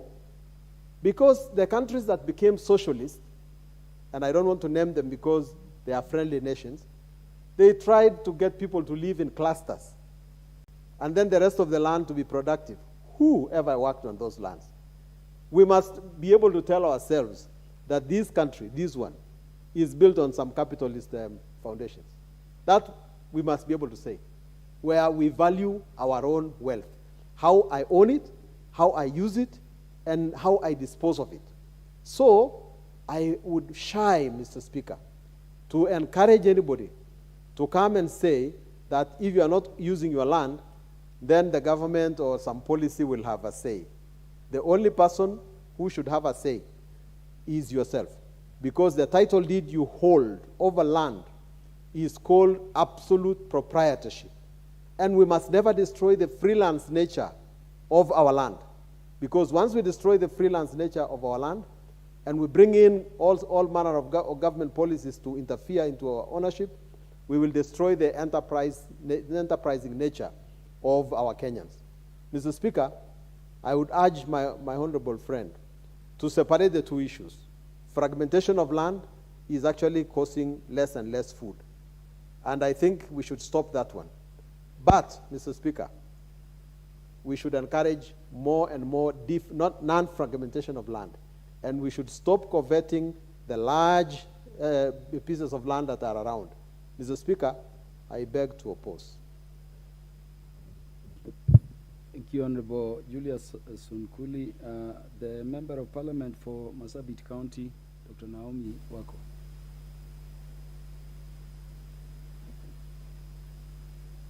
Thank you, Mr. Speaker, sir. I stand to support this motion. We know that our country is growing and the population is increasing day by day. And Mr. Speaker, we are experiencing this excessive fragmentation of land, whereby some families have even nowhere to bury their loved ones. We also know very well that some of the incidences that has happened of late of people killing family members or committing suicide is as a result of frustrations that they face because they have nowhere to place their heads. They cannot share the land that is there because it is too small, and they have no money even to buy. So, Mr. Speaker, those who own large lands that are not utilized, we are in this country where many rich people own huge land where they are not using or the land is underutilized. And even when it comes to selling, the prices are quite high, such that the ordinary citizen cannot afford. And in fact, if they can be encouraged to donate to the poor that live around there, maybe that can help. But today, we can see that it is the poor struggling to buy from the rich, and they struggle to save every coin that they have so that they can get a space where they can put up a house. In fact, to some extent, some families, when it comes to burying their loved ones, people struggle a lot.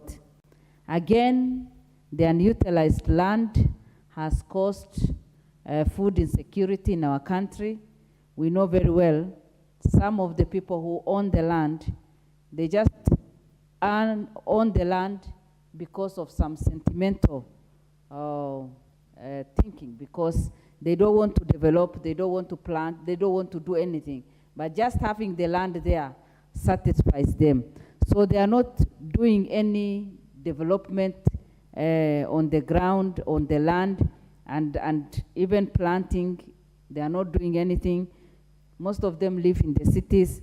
And so Kenya, like now, is suffering because we do not have enough food to feed our people. So we need enough land where possible so that those who can do farming can do, and those who can also develop the land can develop so that they can create enough wealth. We also know very well that poverty level in some areas is quite high, like where I come from. We have huge land, but you cannot, do farming in most of the areas. You can also not be able to stay there because of harsh climatical conditions. And so we are forced to gather around the mountain in Sako area, and that is what we keep fighting. That is the area that we keep fighting over. And if the government can help to settle people and develop the place by bringing all the basic things that people need, like water, infrastructure, schools, and even electricity, then people can settle so easily and see how they can survive. And so, Mr. Speaker, I support this motion and also suggest that even as we think of how this will be implemented, those people who are endowed and have huge lands, let them take care of the people around them, see how best the land can be utilized for the betterment of the city. Thank you, and may God bless us.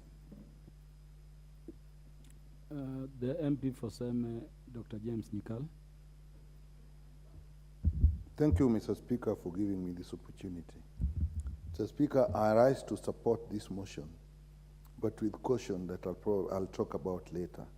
Mr. Speaker, this motion arises from what I can see from three important factors.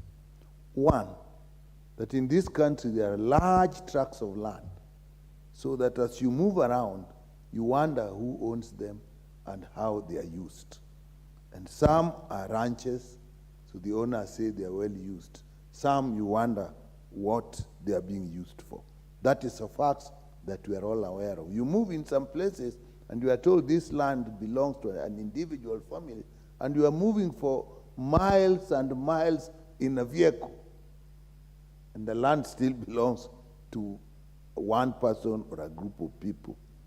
The second fact, Mr. Speaker, which is also a reality, in some parts of this country, the pieces of land are so small, and the subdivision is going on to infinitesimal small portions that are cannot even be productive. There are jokes that in some places, if you have a roof that has no collection, the water from your roof falls into another person's land. That's how small they are, and that is also a reality. And then a third factor now comes from the constitutions that we have, Article 68C1, that provides for a minimum and a maximum acreage of land in respect to private land. So if you put those three factors, you actually get a huge issue that needs very serious consideration, because people with a small land will say, the Constitution entitles me to land. But the same Constitution, Mr. Speaker, in Article 40, also gives the right to property. which includes possession of that property, control of that property, and I guess that also means its use, exclusion, so that it's exclusively owned by the person, and also enjoyment and disposition. Again, you find yourself in a situation where you have the Constitution on one hand giving the right to own at least a small piece, and on the other hand, to own, even if it's a large piece or a small piece. And on the other hand, a Constitution which is saying you should put limitations. But this actually just indicates, Mr. Speaker, the huge problem of land we have. In this country, there is even conflict between the conservationists, even the forest land, and people. We know there are communities that have been caught for a long period of time because they are being denied the use of land which the nation and the state sees as forest land in which people should not live. That are also there. Mr. Speaker, again, the same issue of land. We have structures, we have systems, we have laws, and in government, there are offices that deal with land. But we have reached a situation of land where the purchase of land is so unsafe that properties, that the titles that you receive are no longer sacrosanct as they should be. You have a title and you are told that that title was not properly acquired. And yet, the only provision for an individual is to go to the Ministry of Lands and do a search. And what that search gives you, Mr. Speaker, you are a lawyer. What else does an individual do? If you have gone to the custodian of all the processes of land as enshrined in the law, and those custodians then violate the processes. So that this has been a huge issue. It has been so huge that even before the Constitution, I think, we had the Ndungu Commission, which actually gave a lot of recommendations that look reasonable on what to do where somebody has owned land, has developed it on the belief that it's theirs. Then you find that the processes unknown to them were not followed, and therefore rendering the titles probably not as legal as they should be. Therefore, Mr. Speaker, as I support this motion, which calls for regulation that will anchor the Constitution, Article 68, but I think it's not just the regulations. I think you may have to look at the whole, Land Act and all other acts before we even talk of the regulation. But something needs to be done. That's why I support this motion, that it will actually provoke some action of looking not only at the regulations, but actually all the acts that relate to land. In my view, Mr. Speaker, I think the midway would probably be the use of land. The tract you have, however large it is, how are you using it? And two, the taxation of land. We should not have a situation where actually people suffer when we think large tracts are not being used properly. We are all terrestrial animals. Where else can we live if the land does not belong to us? Very soon people may just say, the air is also mine, so what shall we breathe? So I think what we should look at, and I'd ask the mover to actually follow this up, not just in regulations when it comes to implementation, but even looking at all the acts that are involved, so that we look at the utilization, because if land, however large land is, if it is used well, it will be productive to the country. If it produces food, it will feed people. It produces things that are exported, it will improve the economy. And also the tax, because if the tax comes in, then even the people who don't have land will benefit from the taxation. With that, Mr. Speaker, I support this, but I support the motion, but I add that we must look at it very, very broadly with historical issues, that with illegal issues that are pending in court, and the commissions that have been put in place and their reports that have actually not been implemented. Thank you, Mr. Speaker. Thank you, Member of Parliament for Kandui, the Honorable John Makali. Honorable Speaker, for granting me this opportunity to contribute on the motion that is before the House. At the outset, I must congratulate my colleague and friend, Honorable Ferdinand Wanyonyi, for bringing this particular motion. Honorable Speaker, going down memory lane, when we were enacting or were having discussions towards enacting our new constitution in the year 2010, one of the most contentious chapters was the chapter on land.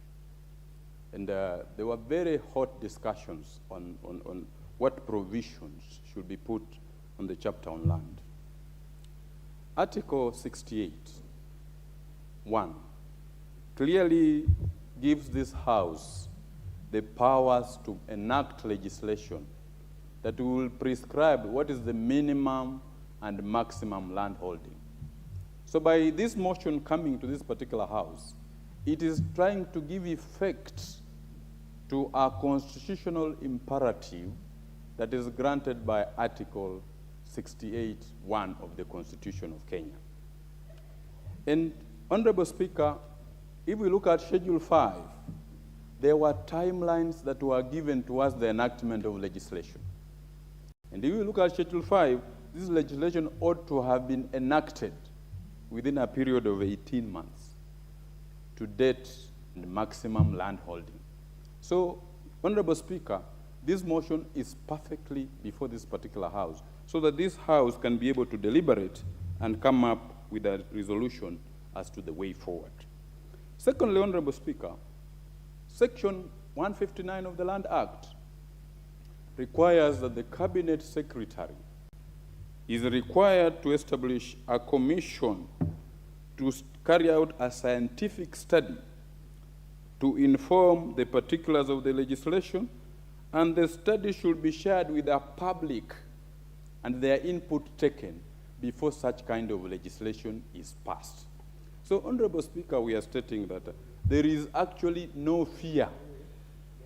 Those who are worried that if we put this legislation up in place, large tracts of land will be lost. There is actually absolutely nothing to fear, because all this will be subject to public participation as required by Section 159 of the Land Act. It cannot be gainsaid, Honorable Speaker, that we have persons in this country who own large tracts of land. It can also not be gainsaid that there are also persons in this particular country who stay on very, very small portions of land. Where I come from, they describe those people who live on small portions of land as people who stay in a point. It can also not also be denied that we have had several cases of historical injustices where we have had land clashes over land issues. We have had issues of squatters, people who have nowhere to stay. Once we can be able to move up this particular policy and have it enacted by this particular House, we will be able to address all these particular concerns that people have had over the land issues in this particular country. In setting up maximum and minimum legislation, we will not be the first ones to be able to set up that. Several jurisdictions in America, several jurisdictions in Australia have provisions on minimum land holding and maximum land holding. And, Honorable Speaker, once we can be able to set up these regulations and these policies, we will be able to clearly demarcate places where we can do serious arable farming, places for settlement, and also gain up funds to enable us be able to tax, in my view, parcels of persons who hold land which they do not use. We have persons in this particular country who hold huge tracts of land, but they never pay any tax on it. Once we have this particular policy up in place, I think we should be able to address all these particular concerns. So, Mr. Speaker, I rise in support of this particular motion and say we will be discharging up our duty, which is a constitutional imperative given to us by the people of Kenya by Article 68(1), which we have not realized up to now. I rise to support, Honorable Speaker. Honorable Makali, just before you sit, Article 40 speaks to, and I'm asking you this as a lawyer. Yes. The right to property. Yes. and that right has the right to acquire, possess, abuse, misuse, and dispose of. Yes. And then you have Article 68, to which you have referred the House. Yes. Talking about limitation to acreages. Yes. Now, where provisions of the Constitution disagree, which one prevails? Yes, the entire Constitution. I'm asking you this only because you're a prominent lawyer in the country. Yes, Honorable Speaker. And my short answer to that is this, is that the Constitution must be read in a purposive manner. Yes. And my starting point will be Article 60, which says land must be used in an equitable, efficient, productive, and sustainable manner. I'm mentioning those key words because they are very important to me. Then we move to Article 61 that says, all land in Kenya belongs to the people of Kenya collectively, as a nation, as communities, and as individuals. So we are saying land belongs to the people of Kenya. And we have hyped the values of equitable use, efficient use, productive, and sustainable use. Yes. Thank you, Honorable Speaker. You have indicated you're standing as a learned. Yes. As a learned person. Thank you, Honorable Speaker. For Kericho County, the Honorable Beatrice Kemei, you look very anxious to contribute. Okay, thank you, Mr. Speaker, for giving me this opportunity to contribute. And first, I must say that I'm supporting the motion about the rules for private land use and land holdings. And I want to thank Honorable Ferdinand for bringing in this motion, Mr. Speaker. Secondly, I must say that land, to us, where I come from, is a very, very important asset, and you can be known by the size of land you have, as wealthy or not. And even to add on that, Mr. Speaker, before a girl is married off, the father would always ask, do these people have land? Yes or not. If they have land, then they are wealthy. You can have where to go and live, where your children will live, and even food, maybe on the table will be put by that, Mr. Speaker. So land to us is very, very important. However, and land fragmentation has been the issue that we have. Mr. Speaker, looking at the size of land at the moment, I can say that the families who had 5 acres, those are our grandparents. Then coming to our fathers who have maybe 3 sons, the land has been fragmented to 1 acre, and then reaching our age and our children, they will have very small, less than 1 acre, maybe have 1 acre or 1/4, so that it may not be used for something that is very important. So I want to support this motion by saying that, and the land use, which involves the management and modification of natural environment, to build it into very important use, is actually what I'm supporting. Land for agriculture. I must say, Mr. Speaker, that if we have many people living in particular area, just maybe like in the North Rift, those sides of Trans Nzoia, there's large fast pieces of land. They can live in a particular area that is designated for settlement, and then the rest can be for agriculture. But you realize that, Mr. Speaker, in some places, depending on the fertility of the land, depending on whether the land can be used for arable or for other uses, people tend to move away from such places. So to me, I would say that I support the fact that people should live in a particular settlement area, and then other areas can be left for farming, and that is when we'll have food security, large vast of land to be used for farming. And Mr. Speaker, when it comes to places like Mau Forest, people have actually gone deep into the forest because of the fact that the land is very sparse or scarce where I come from. And that one has been an issue. It is also something that has disturbed many, realizing that others have lived up as squatters. Others have to be evicted from the forest, and others live in camps just because of the issue of land. So if we come out very clearly, Mr. Speaker, and bring in rules on how this land can be used and publish those rules on the use of land, it is very important. We have people who have large pieces of land, vast, but not, I may not say they are not using they are not put into much use, but we do not know how they are using it.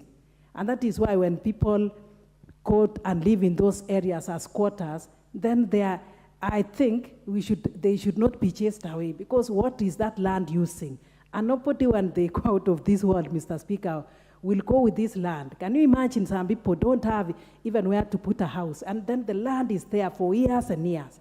As much as everybody has a right to own property, the way we've just read from the Constitution, we should actually be considerate. And if somebody is not using that land for years and years, and they are not even paying the land rates, then this land, which belongs to the government, just the way we've just read that all the land in Kenya belongs to the people of Kenya collectively, and as a nation, and even as a community, as individuals. So if an individual is not using that land, then why don't we let other people own that land and use it properly? We have land that is used for recreation, but people are not using it for recreation. People have actually exploited it further to use it for other purposes. And it is because of the fact that the population has gone up and people are not able to have even where to live. And that is why the land that is set aside for recreation has been exploited, Mr. Speaker.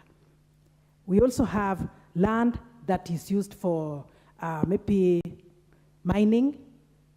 I would actually say that such land, after exploitation, need to be rehabilitated so that that land can be used for other purposes. So I would say, Mr. Speaker, that land use is very important to modify how it can be used.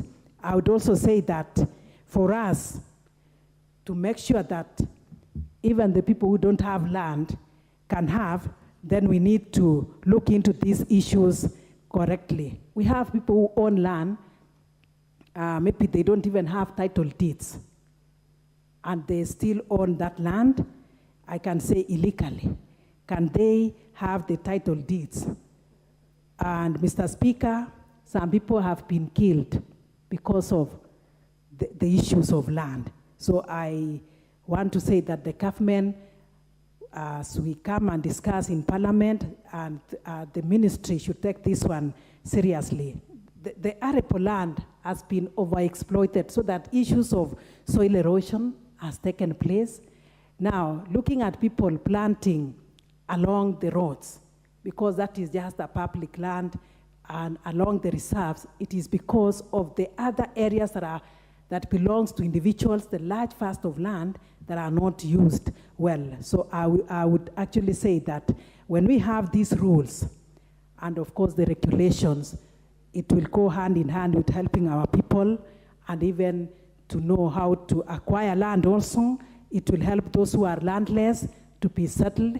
It will help those who have not been exploiting their land to bring it into very important use, so that the land that is just lying idle people will wake up and use it correctly, Mr. Speaker. And that is when we'll also have food security.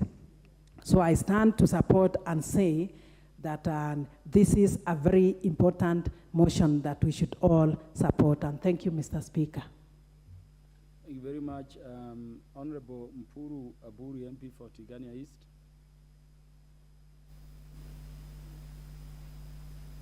I hear you are as qualified. No, it's okay, it's okay. Asante Bwana Spika kunipa nafasi hii.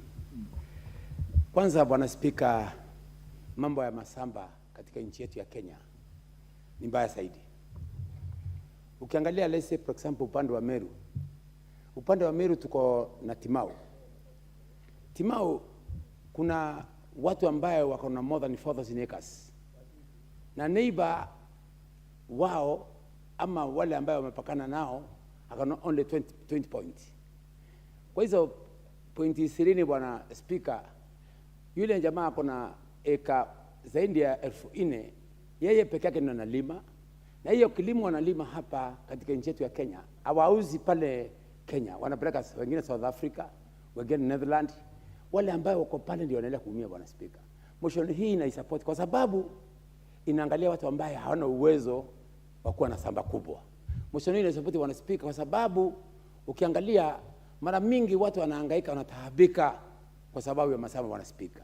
Ndipo mimi nasema kwamba hii ni motion ambaye inaangalia mtu wa kawaida, mtu ako chini, mtu ambaye hajiwezi, mtu ambaye yeye mwenyewe itia kwamba hii motion ikipita Bwana Speaker, Kenya mzima itafanana kwa sababu kuna wengine wako na mashamba na hawalimi.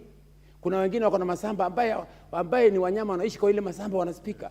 Ndipo ninasema kwamba kama wao hawataki kwa wale mashamba Bwana Speaker, yaweko tax kubwa zaidi. Na hiyo tax ikiwa kubwa sasa Bwana Speaker, itia kwamba ataona itia kwamba kulipa ile tax itakuwa ni ngumu kwake, akague wa Kenya. Na kama sio hivyo Bwana Speaker, yale mashamba mengine si ya kununuliwa. Hii ni mashamba ambaye watu walipata kupitia mlango wa nyuma Bwana Speaker. Kwa sababu wewe uko kwa serikali, kwa sababu wewe unajulikana kwa serikali, unakatiwa shamba kubwa na serikali. Na ukikatiwa lile shamba Bwana Speaker, waangalie nyuma ya kwamba kuna wale wanahangaika. Ndipo nasema Bwana Speaker, hii motion mwenye kuileta na isupport kwa sababu ndio serikali ile iliyoko wakati huu iendeze gari lao ikiwa na side mirror, kwa sababu inasemekana kwamba usiendeze gari bila kuwa na side mirror. Waweke side mirror, waangalie nyumba iliyotendeka kwa zamani kitambo ya kwamba kuna watu ambao walipata Mpuru, side mirror kwa Kiswahili tuaita nini? Ya Bwana Speaker. Bwana Speaker, sababu kwa kanuni za bunge yafaa uongee kwa lugha moja. Ya kwa lugha moja Bwana Speaker. Kiingereza ni hivyo. Kwa saizi Bwana Speaker, hakuna lugha mbili nimeweka lugha moja. Ya kwamba nasema kwamba serikali inayotawala wakati huu iweke gari house vioo ya upande ndio iangalie mahali inaenda na mahali inatoka, ya kwamba kwa watu walipata masamba kwa njia ambaye haifai. Eti ya kwamba waangalie kuna watu wanataabika. Ukiangalia upande wa Tana River, upande wa Tana River kuna watu walio na masamba kubwa sana. Ukiangalia Mombasa kuna watu walio na masamba kubwa. Angalia Molo hapa. Kwale watu wanaumia Bwana Speaker, na neighbor wao ama wale ambao wamepakana nao wanataabika Bwana Speaker. Ndipo mimi nasema kwamba mwenye kuleta motion hii Bwana Speaker, ninaisupport ya kwamba watu wasikizane, watu wapendane, ndio tuwe kitu kimoja. Ya kwamba katika nchi yetu ya Kenya inasemekana kwamba walio na pesa ndio wataishi na pesa, wale ambao hawana pesa wataishi bila pesa. Bwana Speaker, wakati huu motion inaisupport ya kwamba masamba walio na masamba kubwa wawekewe kwamba wawawe yala masamba ama wauzie watu ambao wanaweza kununua masamba Bwana Speaker. I support the motion Bwana Speaker. Thank you so much. Mjumbe wa Central Imenti Mheshimiwa Moses Kirima wakili.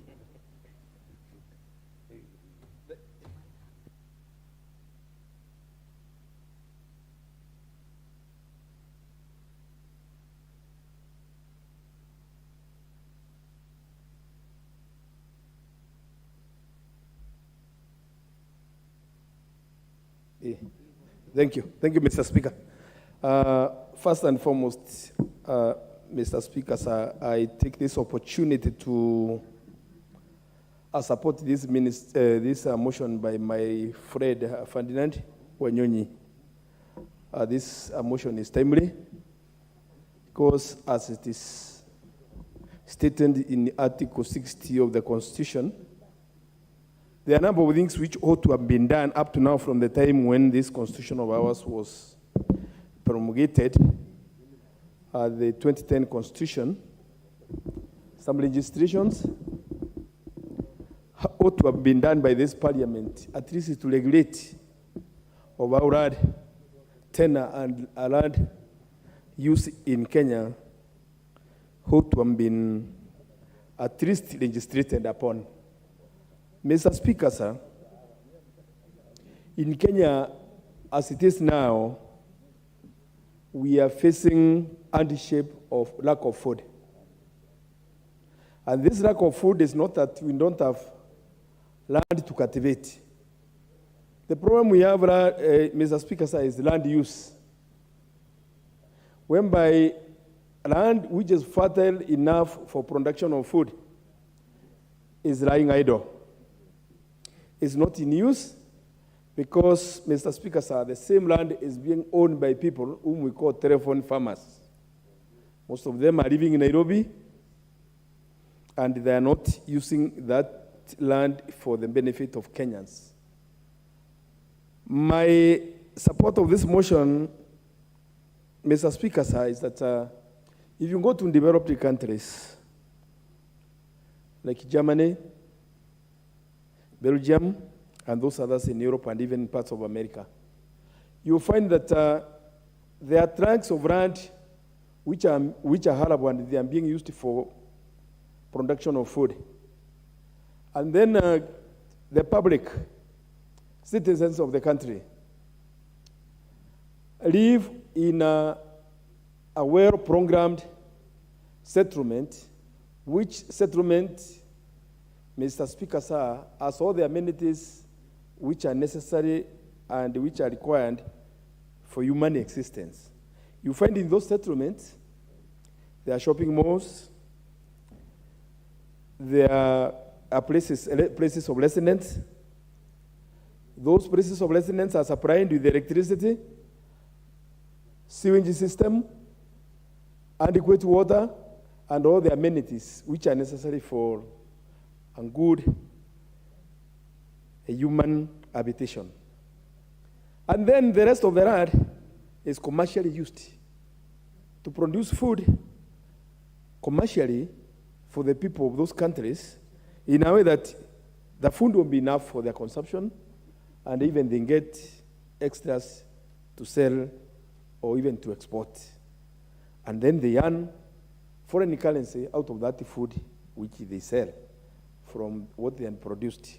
So my suggestion is that we should have that registration as it is supposed to be in Article 60 of the Constitution.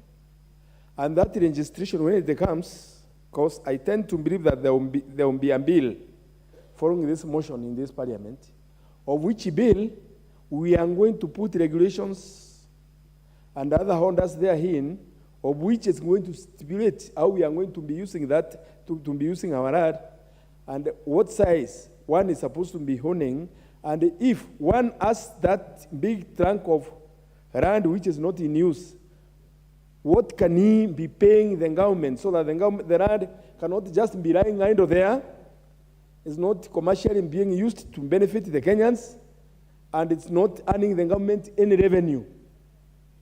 Because some of us, some even of the members of Parliament here, they have those pieces of land which are just lying idle because they have powers to purchase them. Go to Meru. You find large tracts of land all the way from Laikipia to the other side of Meru. That's Embu. And those big tracts of land are not in use. What is the government earning out of those big tracts of land? To traverse all the area up to Isiolo and the other side of Garissa, we have big tracts of land and they are owned by individuals. What is the government earning out of it? But the registration, as it is in this motion, if things are put in a place, Mr. Speaker, sir, it's my belief that those pieces of land are going to be beneficial to the Kenyans, because the tax paid for having those big trunks of land is going to benefit even the small man who does not have any other source of income in Kenya. Otherwise, there is what's supposed to be called land consolidation.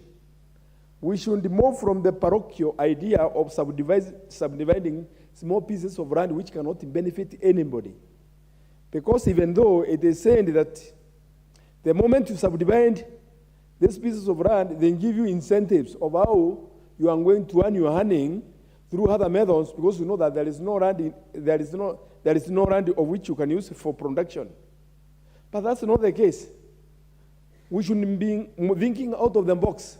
We shouldn't be thinking of how we can survive by consolidating these small pieces of land and making them arable, or making them how they can even be used by farming them through machinery or through machines, mechanized farming.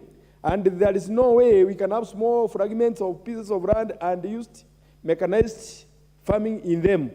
So we should come out in a way that we should have a modality law, whereby we will have a minimum, a piece of land which one should own, and the maximum which one should own, so that at least the extras can either be given back to the government or to those people who are able to utilize them for commercial gains of all Kenyans.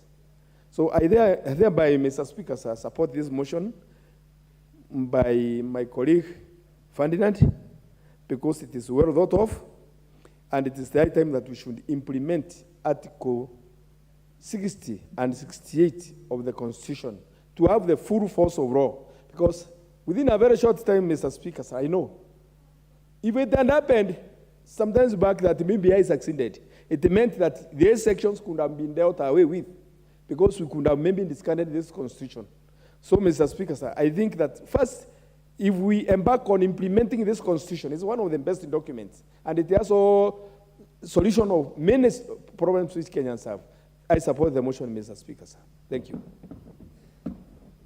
The MP for Samburu County, the Honorable Pauline Lenguris.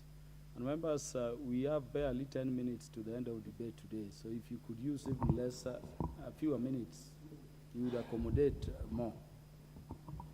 Okay, thank you, Mr. Speaker, sir, for giving me this opportunity to contribute on the motion that is on the floor of this House.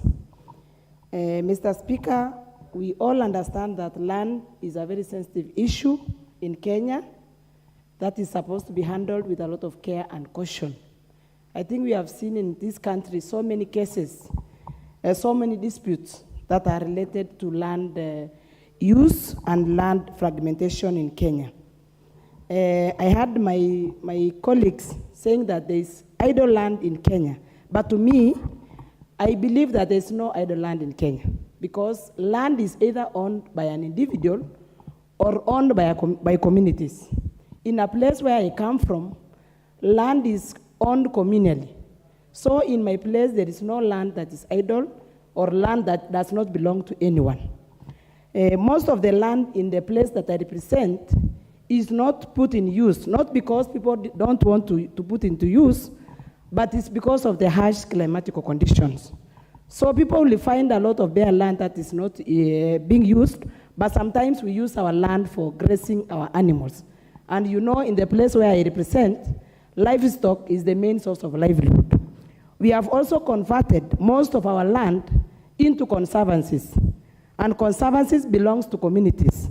It is also one way of attracting tourists. Tourists come from all the way from abroad, and they come and see wild animals. It's also a source of income to this country and to the counties that we represent. So I stand here to oppose the motion, because I don't believe that there is any land that is barely idle in this country. If the government wants to put land that is not in use into practice, I think they can consult the owners, and the government can support them in facilitating them to be able to put the land into practice. One, by maybe giving them the technology or enabling them with the technology that can assist them, for example, in getting water for irrigation, drilling boreholes, making dams, and maybe we can put that land into agricultural practice.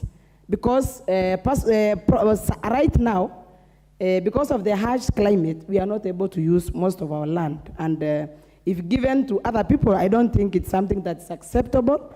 And also the Constitution of Kenya has given Kenyans the right to own property, the right to own land. So the government can lease the land if there is any land that is not into practice in most of the areas. For example, there is a big place in Laikipia. There are historical injustices of land, like the land in Laikipia. It's owned by very few individuals, and for many years we have brought petitions to the country demanding the land back, but there is no response from the authorities. So I stand here as a pastoralist to oppose the motion on the floor that we cannot accept that kind of law in Kenya, and we want to be assisted by the current government that we have formed to be able to put most of our land into use. I submit, Mr. Speaker, and I oppose the motion. Honorable Beatrice Elachi, are you on an intervention or you are contributing? Can you use less than 3 minutes? Yes, Mr. Speaker, I'll use less than 3 minutes so that... Thank you, Mr. Speaker. Mr. Speaker, I rise to support this motion. This motion comes because we have Article 68 in the Constitution in the land chapter. And if we want to deal with it or remove it so that we go back to other things, then we have to go to a referendum and remove it. But for now, we must ask ourselves, Mr. Speaker, as we put this, it was to guide Kenyans, one, those who have minimum acres, to ensure they do not subdivide their lands. Mr. Speaker, when you look at Nairobi today, land has been subdivided, it has become plots. Today, the children of those who own this land are suffering and now languishing in poverty. And so, Mr. Speaker, even as we speak and look at the regulations, for those who are absentees landlords, they must now decide whether they want to continue using this land or you give the land to the communities also. Because we have people who are just absentees, like in Coast Province, like in other areas, and the land lives there and people are languishing in poverty. They cannot even farm it, and yet we have someone living abroad or in Qatar who owns this land. And therefore, Mr. Speaker, as I support, I would say let us agree as Kenyans. There was a purpose of this chapter. It was not to take the land where we have grazing or anything, but it was to deal with landlords who are absentees. And we must deal with this matter, Mr. Speaker. As I finalize, I think we need to look at this chapter of land properly, look at the regulations that we are given, but more importantly, bring an act so that for those who are with communal land, nobody is touching their land. But for those who are absentees landlords, we must deal with them, and we must give back land to the people of Coast Province. And also, we protect Nairobi so that we don't share. Thank you, Mr. Speaker. The MP for Kirinyaga Central, Honorable Joseph Gitari.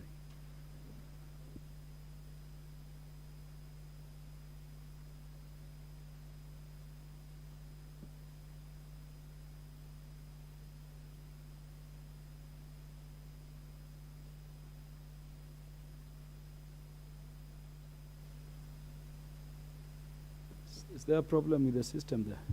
It's barely audible. Thank you, Mr. Speaker. I was saying that I never wanted to disturb my brother Wanyonyi, but I contacted him on the motive and where he's coming from. Speaker, I want to oppose this motion in the strongest possible words. Mr. Speaker, where we come from, we value pieces of land. How big, how small, that's not a problem. Mr. Speaker, I want to be on record to say that what I've gathered from my brother Wanyonyi is that he doesn't even know the number of surveyors in this country we have about more than 6,000 surveyors in this country, and they rely on that.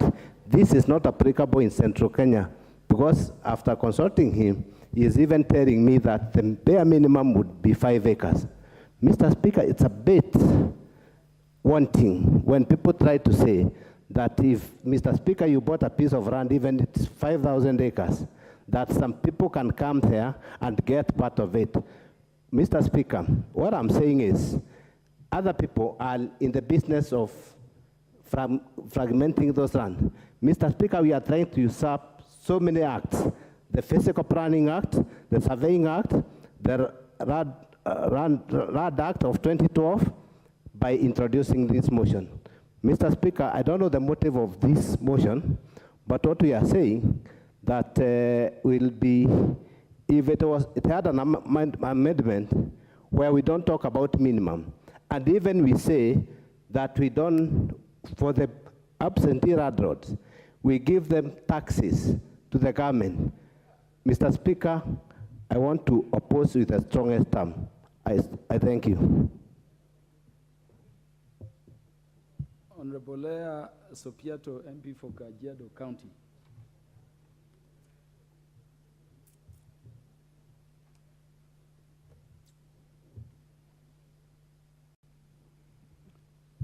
Let a pastoralist speak after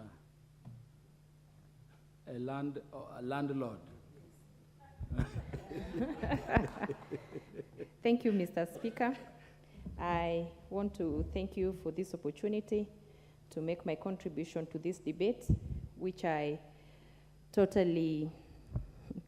am totally opposing, because it has a lot of issues that when I'm looking at it, I am thinking that it shouldn't be what I'm seeing here. Mr. Speaker, I am particularly drawn to a line that says that a number of people own large tracts of land which are not utilized optimally. Mr. Speaker, I come from a pastoral community where we rear livestock, and livestock is our backbone for livelihoods. And Mr. Speaker, from the livestock, we get fees for our children to go to school, we get money to build our houses, and basically that is our way of livelihood, and that is our way of life. Mr. Speaker, for one cow to feed in land, you need 6 acres of land per year to feed one cow. And if I have 100 cows, Mr. Speaker, I need 600 acres of land to feed those cows in 1 year. Mr. Speaker, it is wrong to imply that because my land is not farmed, is idle land. For me, rearing of cows is a business that is economically viable for our community. That is our way of life, and that is how we do it. So judging my land that is idle, I just want to know the mechanism in which, or the yardstick that has been used to see land in my place and imagine that it is idle land. Simply because my way of life is not your way of life should not be put that it is idle land. Some of us are not farmers, and if you're farmers, we are livestock farmers. And so if I do not plow my land, and you pass by and you see large tracts of land that have not been farmed, does not really mean that that is idle land. My cows are my source of livelihood, and this is Kenya, where everyone is free to own land and sell it at their own free will to a willing seller and a willing buyer. If I'm not willing to sell mine, then government should not compel me and tell me how much acreage that I should have. Some of us have communal land, and these are our ancestral lands where we inherited from our parents. If someone did not inherit from their parents and they see mine that I inherited from my parents, they should not imply that it is idle and now I should share with them.